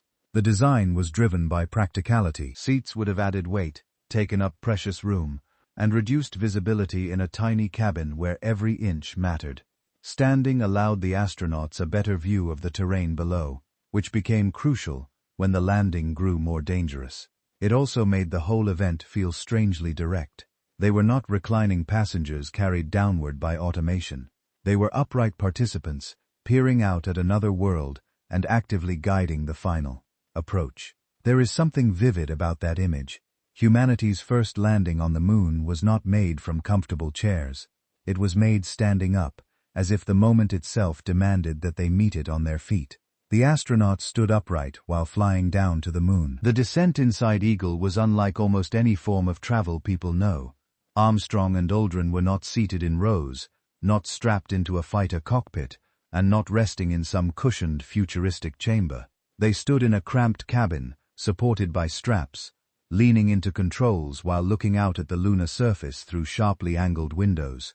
That posture made the landing feel almost tactile. It brought their bodies into the act of flying, in a way that seems unusually physical for a spacecraft. They were not only thinking through the descent, they were bracing for it, balancing through it, and meeting the moon in an upright human stance. The image has a subtle grandeur. People usually picture great technological achievements as moments of sitting before instruments. Apollo's final descent was more like standing at the threshold of another world and lowering yourself toward it. The first lunar landing was flown not from chairs, but from a poised and tense vertical posture. Windows on the lunar module were small, angled, and difficult. Trying to land on the moon through Eagle's windows was no simple visual task. The windows were small because weight and structure mattered, and they were angled in ways that served the craft's unusual design rather than human comfort. That meant Armstrong and Aldrin had to work hard to interpret what they were seeing. Their view of the surface was limited, geometric, and often awkward. There was no panoramic windshield offering an easy cinematic descent. Instead, the moon appeared through carefully positioned panes that required skill to use. Well, this matters because it makes the landing feel even more impressive. Armstrong had to judge terrain, motion, and safety while peering through a viewing setup that gave him only fragments rather than a glorious sweep. Exploration often sounds clean and majestic in hindsight. In reality, it can involve trying to read danger through inconvenient angles while your fuel disappears. The moon was first approached not through a perfect window, but through a demanding one. Armstrong judged the landing partly by watching shadows race below. In the final seconds of descent, one of the most useful guides was not a gauge or spoken instruction, but shadow. Armstrong watched the changing movement of the spacecraft, shadow on the lunar surface, to help judge height, drift, and approach. That detail is wonderfully vivid because it feels so ancient and so modern at once. Even amid computers, engines, and radio traffic, a pilot still used one of the oldest visual clues imaginable, the behavior of light and darkness on the ground below. It also reveals how immediate the landing had become. By then, the descent was no longer an abstract calculation. It was a direct visual conversation between spacecraft and terrain. The shadows sped, shifted, and sharpened as Eagle came lower, turning sunlight into practical navigation. There is something beautiful about that. The first landing on another world was helped by the same simple phenomenon that guides anyone, watching their own shadow change at sunset. Except here, it was happening on the moon. The Eagle's engine never touched the ground during touchdown. Eagle did not settle onto the moon like a car parking neatly on a road. Its descent engine remained above the surface, and the craft touched down on its legs while the engine itself stopped short of direct contact with the ground. That mattered because the geometry of landing had to be carefully controlled. The engine had to slow the module enough for a survivable touchdown without kicking up chaos or striking the surface in a damaging way. For a machine descending onto an airless world, even this final relationship between nozzle and ground was part of the delicate choreography. It adds to the surreal quality of the moment. The craft hovered, balanced, lowered, and then came to rest with astonishing poise, its body supported by thin-looking legs above a field of dust. The moon landing was not a crash softened by luck. It was a controlled arrival, in which even the engines, distance from the ground, formed part of success. Landing on the moon required balancing thrust with astonishing precision. The final descent was a matter of exquisite control. Too much thrust, and Eagle would hover wastefully, or climb. Too little, and it would fall too fast for safety. Every second demanded a careful balance between gravity, fuel use, descent rate, and horizontal motion. Unlike an airplane coming down through air, the lunar module could not rely on lift from wings or the cushioning effect of an atmosphere. It had to manage its fall through engine control alone. That is what makes the landing feel so miraculous. A large part of it came down to controlling one sustained argument between gravity and thrust. With human lives hanging inside the outcome, the moon below was indifferent. It would accept either a gentle touchdown or a fatal impact with equal silence. Apollo succeeded because the spacecraft's engine, its guidance, and Armstrong's judgment met that challenge with extraordinary exactness. The first lunar landing was not only bold, it was a masterpiece of measured force, held in unstable balance.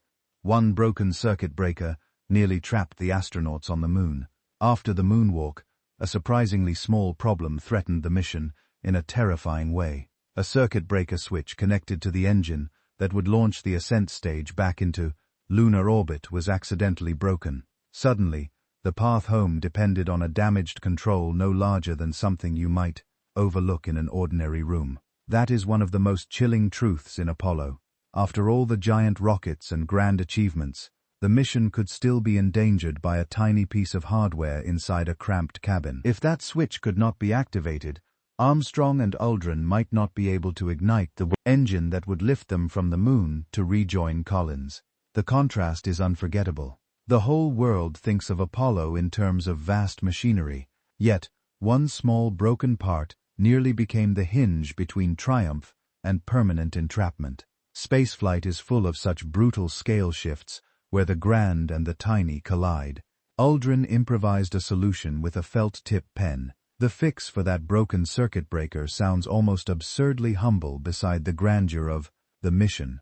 Buzz Aldrin realized that the opening left by the damaged switch could be pressed with the tip of a felt-tip pen, effectively replacing the missing control with an ordinary object carried inside the spacecraft. That improvised solution helped save the ascent from the moon. There is something deeply satisfying in that moment, because it cuts through the myth of flawless technological perfection. Apollo was magnificent, but it still depended on human ingenuity under pressure. Faced with a potentially catastrophic problem, Aldrin did not summon some secret futuristic backup system. He used a pen. The simplicity makes the story unforgettable. It reminds us that intelligence in exploration is not only about equations and engineering plans. Sometimes it is about noticing what is in your hand, understanding the problem clearly, and finding a way through. On the moon, one of history's greatest missions was helped by office-like improvisation. Even on the moon, simple objects could save a mission. Spaceflight often dazzles us with complexity, but Apollo also reveals the opposite truth. Sometimes, the thing that preserves a mission is not a grand piece of engineering, but a modest object used at exactly the right moment. The felt-tip pen episode captures that beautifully. On another world, inside one of the most sophisticated machines humans had ever built, a low-tech item became essential because a tiny problem needed a practical mind more than an elaborate machine. That fact gives the moon landing an almost comforting humanity. The voyage was not made entirely of inaccessible genius. It still relied on the same kind of improvisational thinking that helps people solve problems in garages, workshops, kitchens, and offices. A mission that crossed space still had room for quick hands and common sense. That blend is part of Apollo's enduring magic. It was advanced enough to reach the moon, but still human enough to remember that sometimes survival turns on the clever use of something simple. The astronauts slept only fitfully before and after the moonwalk. History often looked smooth from a distance, but the bodies living through it were tired, wired, and uncomfortable. Armstrong and Aldrin did not enjoy restful sleep before or after their excursion. The lunar module was cramped, noisy, and awkward for rest. Equipment hummed, procedures loomed. Excitement and stress were impossible to switch off completely. Even the practical realities of sleeping in that environment made comfort hard to achieve. This adds an important texture to the moon landing. The first people on another world did not stride into history in some perfect state of calm and restoration. They were doing exhausting work while managing disrupted sleep, intense schedules, and a strange awareness that every task mattered enormously. That makes their performance more impressive. Fatigue is an ordinary human weakness, yet they carried it with them into an extraordinary setting and still succeeded. Apollo was not accomplished by superhuman beings free from bodily limits. It was accomplished by tired people who kept going. Spaceflight schedules were relentless, even during history-making moments. One of the most striking things about Apollo is how little the mission paused to admire itself. Even while events of world-changing significance were unfolding, the crew and controllers had to stay inside a demanding timeline of checks, communications, rest periods, consumables management, navigation, and preparation for whatever came next. The schedule did not care that the first human footsteps on the moon had just occurred. It kept moving. That relentlessness reveals the true character of spaceflight. Great moments do not suspend operational reality. If anything, they are woven tightly into it. The astronauts might have stood inside one of the most celebrated moments in human history, yet they still had to think about procedures, timelines, and the next required action. There is something sobering and fascinating in that. Apollo was not a dream sequence floating above practical concerns. It was a chain of tasks, each one pressing into the next, where history had to share space with discipline, fatigue, and the unromantic rhythm of mission work. Their food came in packets designed for weightlessness and tight space. Eating on Apollo was nothing like a celebratory meal shared after a grand accomplishment. Food had to be carefully packaged for a spacecraft environment, where space was limited. Crumbs could become troublesome, and preparation had to remain simple and efficient. Meals came in pouches, bite-sized forms, and rehydratable packets designed to work with the realities of weightlessness during most of the mission. This detail matters because it grounds the voyage in bodily reality. Even while traveling to the moon, the astronauts still had to deal with hunger, taste, hydration, and routine nourishment. The epic and the ordinary sat side by side.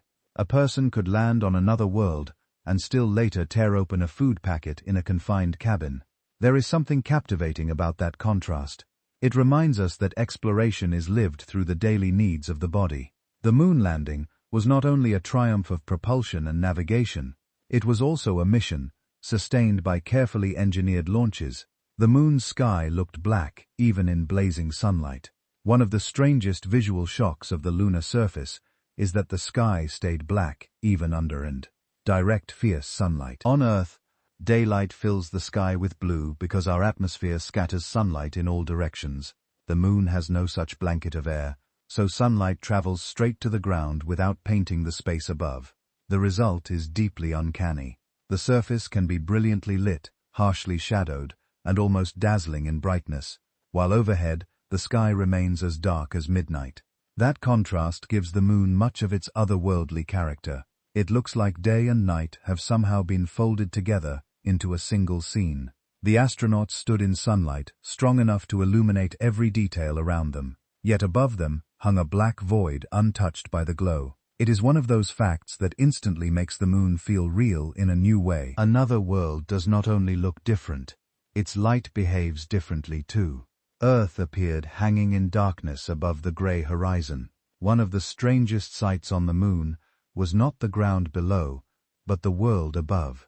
From the lunar surface, Earth did not stretch beneath the astronauts as home always had.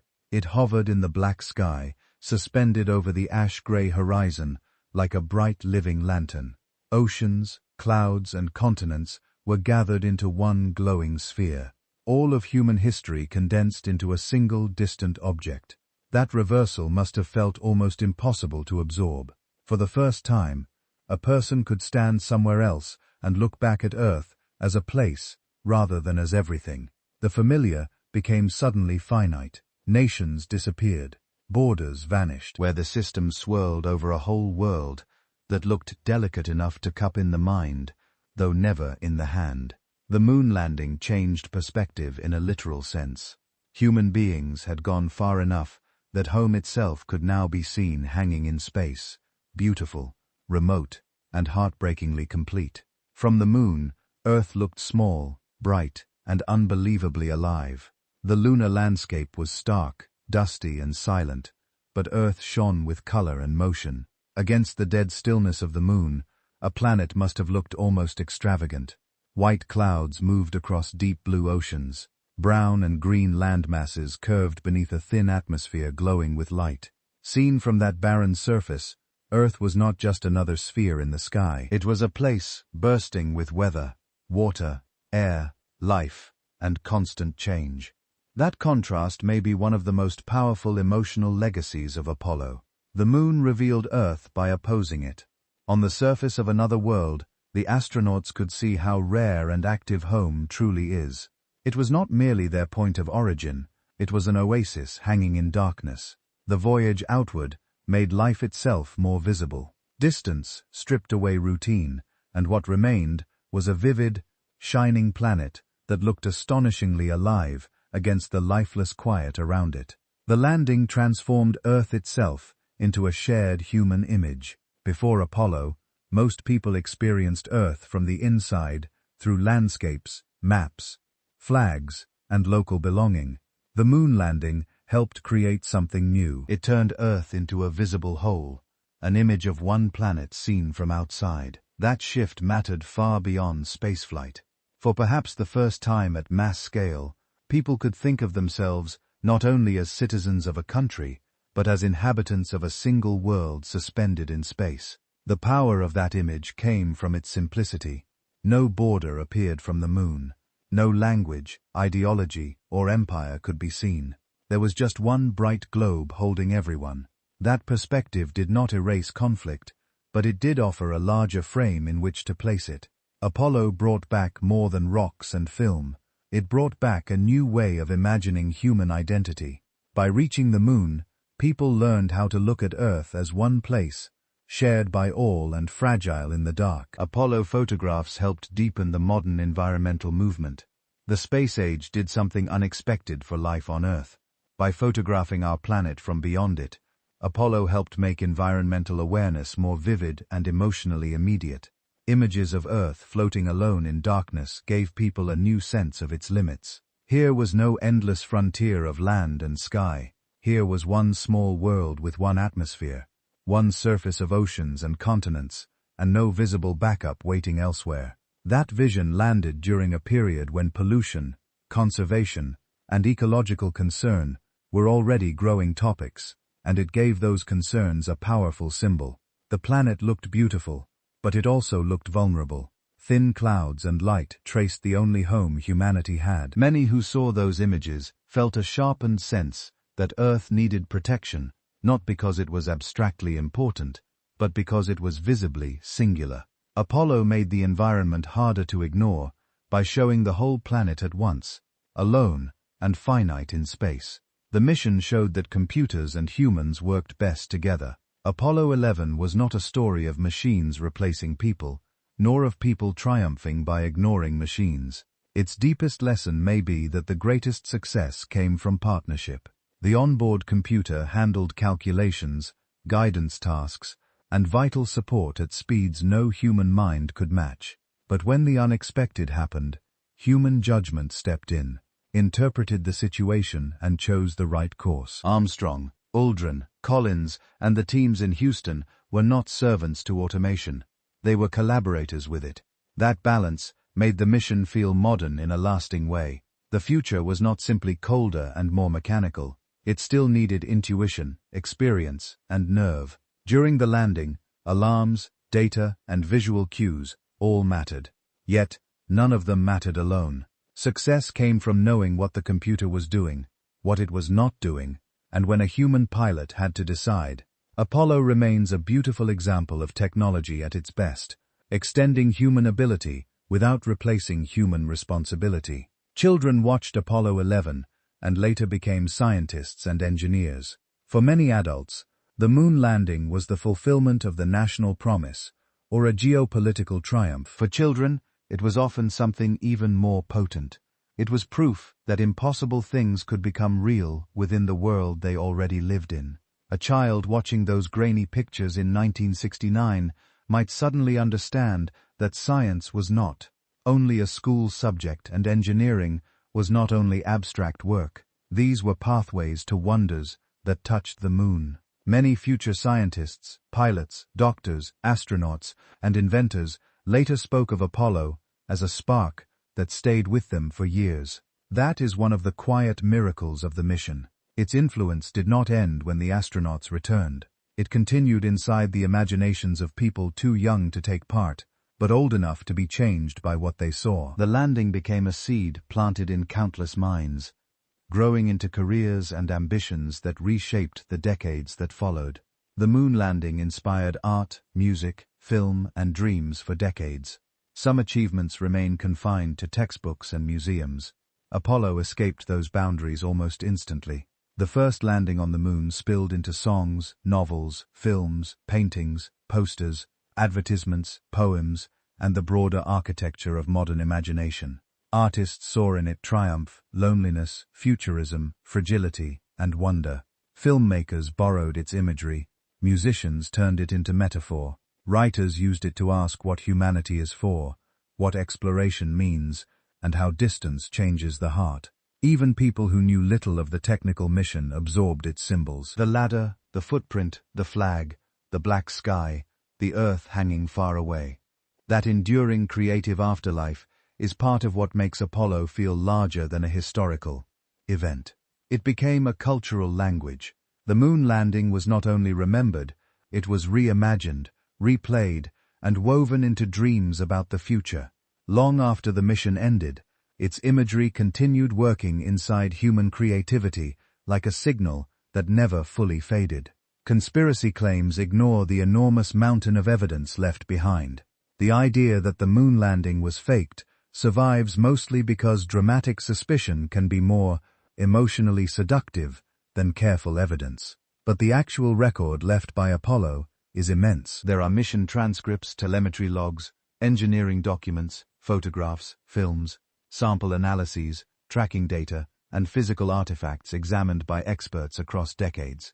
Independent observatories and international stations followed the mission in real time. Scientists around the world studied the returned rocks. Later, spacecraft photographed the landing sites directly. The evidence does not rest on one photograph or one government statement. It rests on a vast interlocking body of proof that would be almost impossible to fabricate without absurdly impossible global coordination. What makes Apollo persuasive is not a single dramatic answer to a rumor. It is the sheer weight of accumulated reality. The mission left behind too many traces, in too many forms, examined by too many people for denial, to stand against it. The moon landing happened because the evidence keeps pointing there. Independent tracking stations across the world followed the mission in real time. Apollo was never something only NASA could see. As the mission unfolded, tracking stations and observers in multiple countries followed its progress, monitored signals, and confirmed the voyage as it happened. That matters, because it places the moon landing beyond the walls of any one institution. The spacecraft moved through a world already full of antennas, observators, and technically capable watchers who had their own reasons to pay attention. Signals do not respect political storytelling. They either arrive from where they should, or they do not. During Apollo, they did. The mission could be tracked across distance by organizations outside the United States, including those in countries that had no reason to help preserve a false narrative. This gives the landing a wider reality. It was not merely announced to the world, it was independently observed by the world. The moon voyage unfolded in public through physics and radio, under the eyes and ears of a planet, listening from many directions at once. Moon rocks brought back by Apollo differ from anything forged on Earth. The samples returned by Apollo did not merely look impressive in glass cases. Under close study, they revealed chemical and geological features that set them apart from ordinary earthly material. Their mineral structures, lack of water-driven weathering, exposure signatures, and isotopic characteristics told a story of formation and history. Unlike the rocks people usually handle on Earth, they had been shaped in a world without rain, rivers, oxygen-rich air, or plate tectonics. Some contain tiny glassy traces from impacts and solar wind effects impossible to reproduce, exactly through normal Earth geology. That is one reason the samples became such powerful evidence. They were not just foreign because astronauts said so. They were foreign because the rocks themselves testified to a radically different environment. Science could interrogate them directly, and they answered with lunar history written into their composition. Apollo did not bring back vague souvenirs. It brought back material so distinctive that another world announced itself through stone and dust. Later spacecraft photographed the Apollo 11 landing site from orbit. Decades after the first landing, spacecraft orbiting the Moon gained the ability to look down, with enough detail to identify the remains of Apollo on the surface. This added a new kind of proof, one unavailable in 1969. The landing site could now be seen from above, by robotic eyes, sent long after the original mission, allowing modern observers to examine where Eagle touched down and what still remained there. That is such a satisfying continuation of the story. Humanity first reached the Moon in person, then later returned by camera to look back at its own earlier footprint from orbit. History became visible in a fresh way. The site was no longer only remembered through transcripts and television. It could be inspected again as a real location on the Moon. Later spacecraft turned memory into renewed observation. The first landing ceased to be only a past event and became something present enough to photograph, confirming that the traces of Apollo still waited on the lunar plain. Those images show descent marks, equipment, and the astronauts' paths. The orbital photographs are powerful, not because they are cinematic, but because they are specific. They reveal the descent stage left on the surface, the scattering of mission hardware, and even the trails where the astronauts moved across the dust.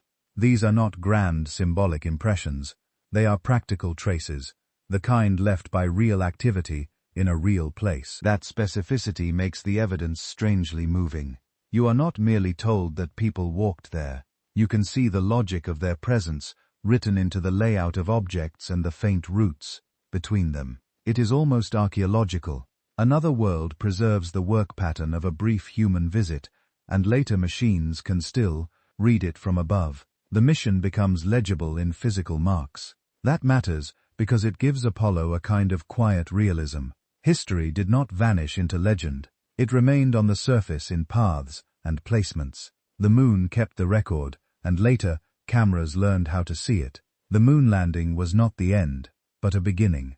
Apollo 11 is often remembered as a climax, and in one sense it was. A promise had been fulfilled. A race had been won. A threshold had been crossed. But the landing also opened a door, rather than closing one. It proved that human beings could travel to another world, work there, and come home again.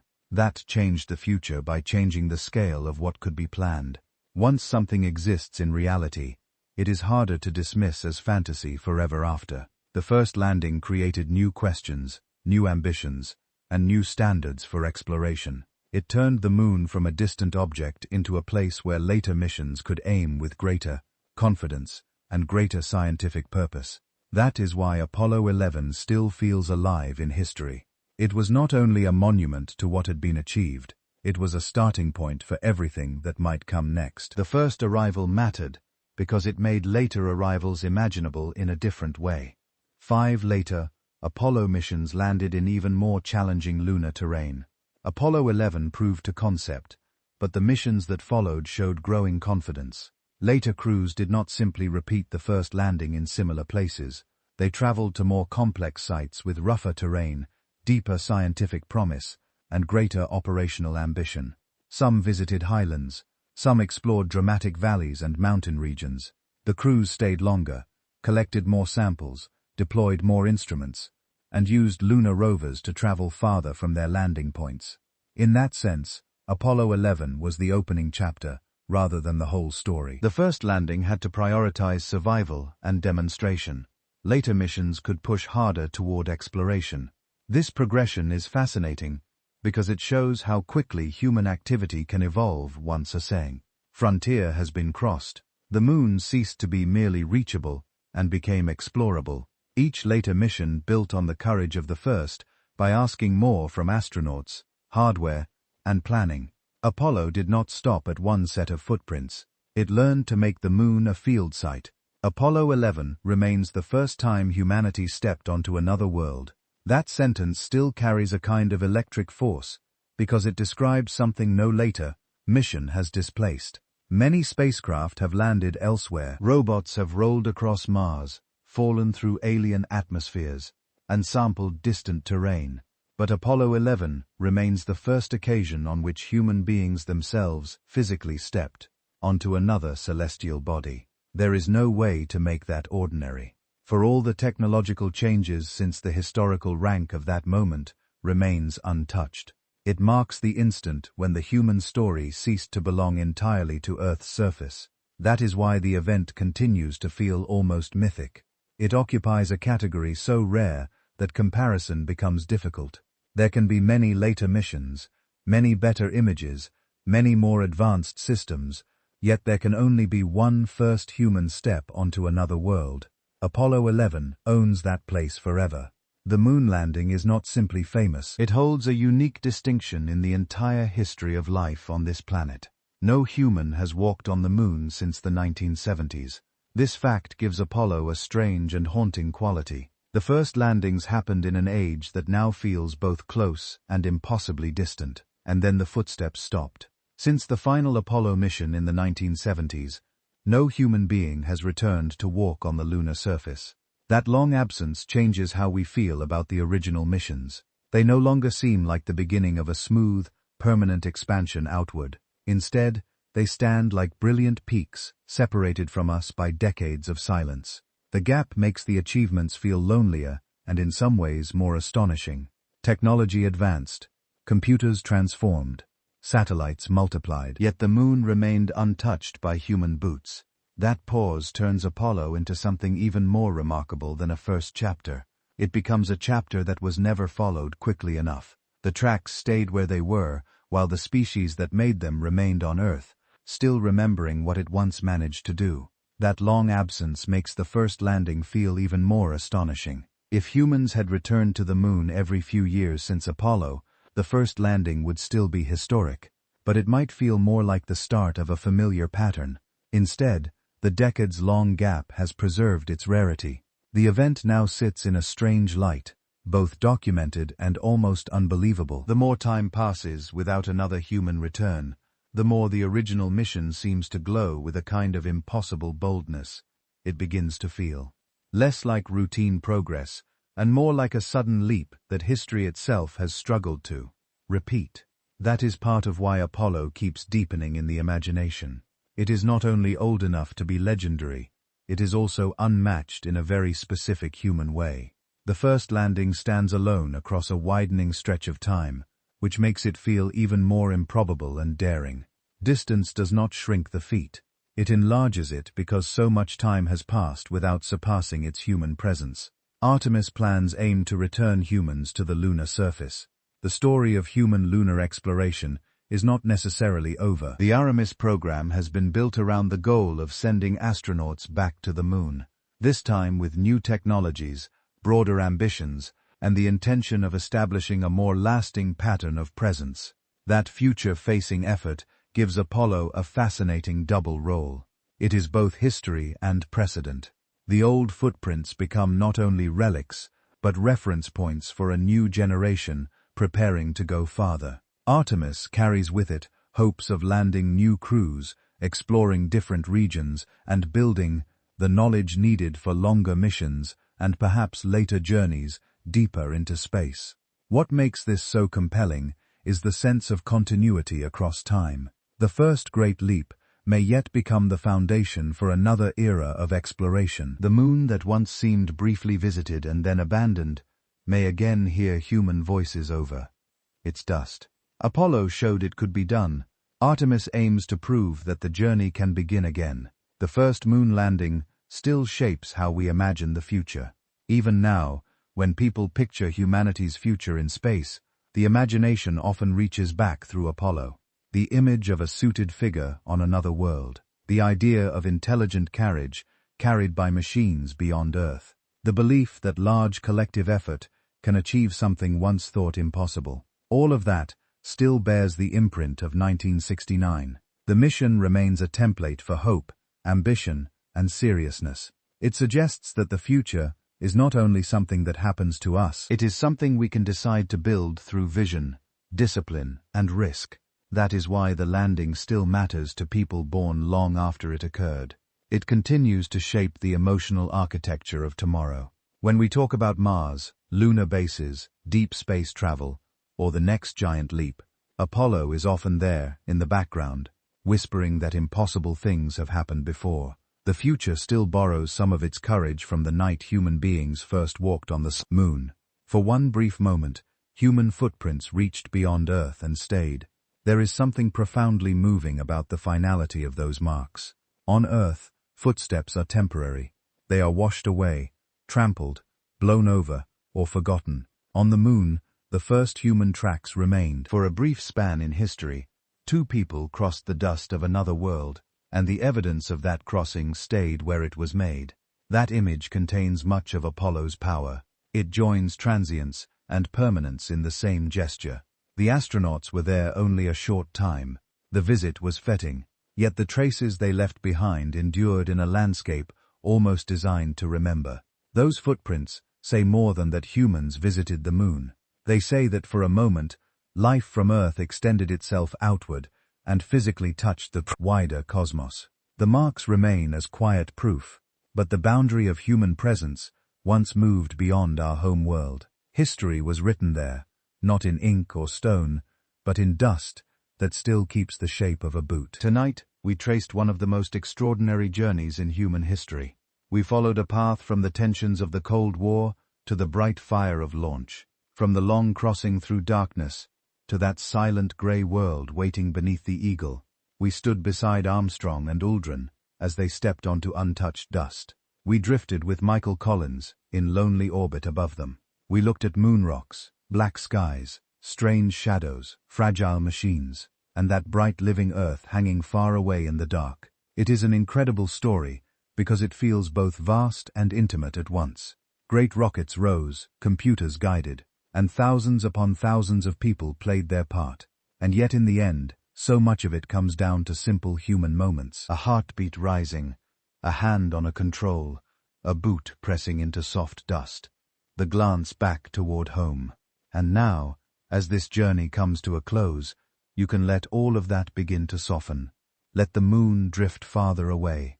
Let the voices of mission control fade into the distance. Let the great machinery fall still. And let your thoughts grow quieter, as if you too are floating gently in that wide and endless dark, with nothing more to do tonight. If you enjoyed this journey, you might like, subscribe, or share a thought below. It helps other wandering minds find their way here too.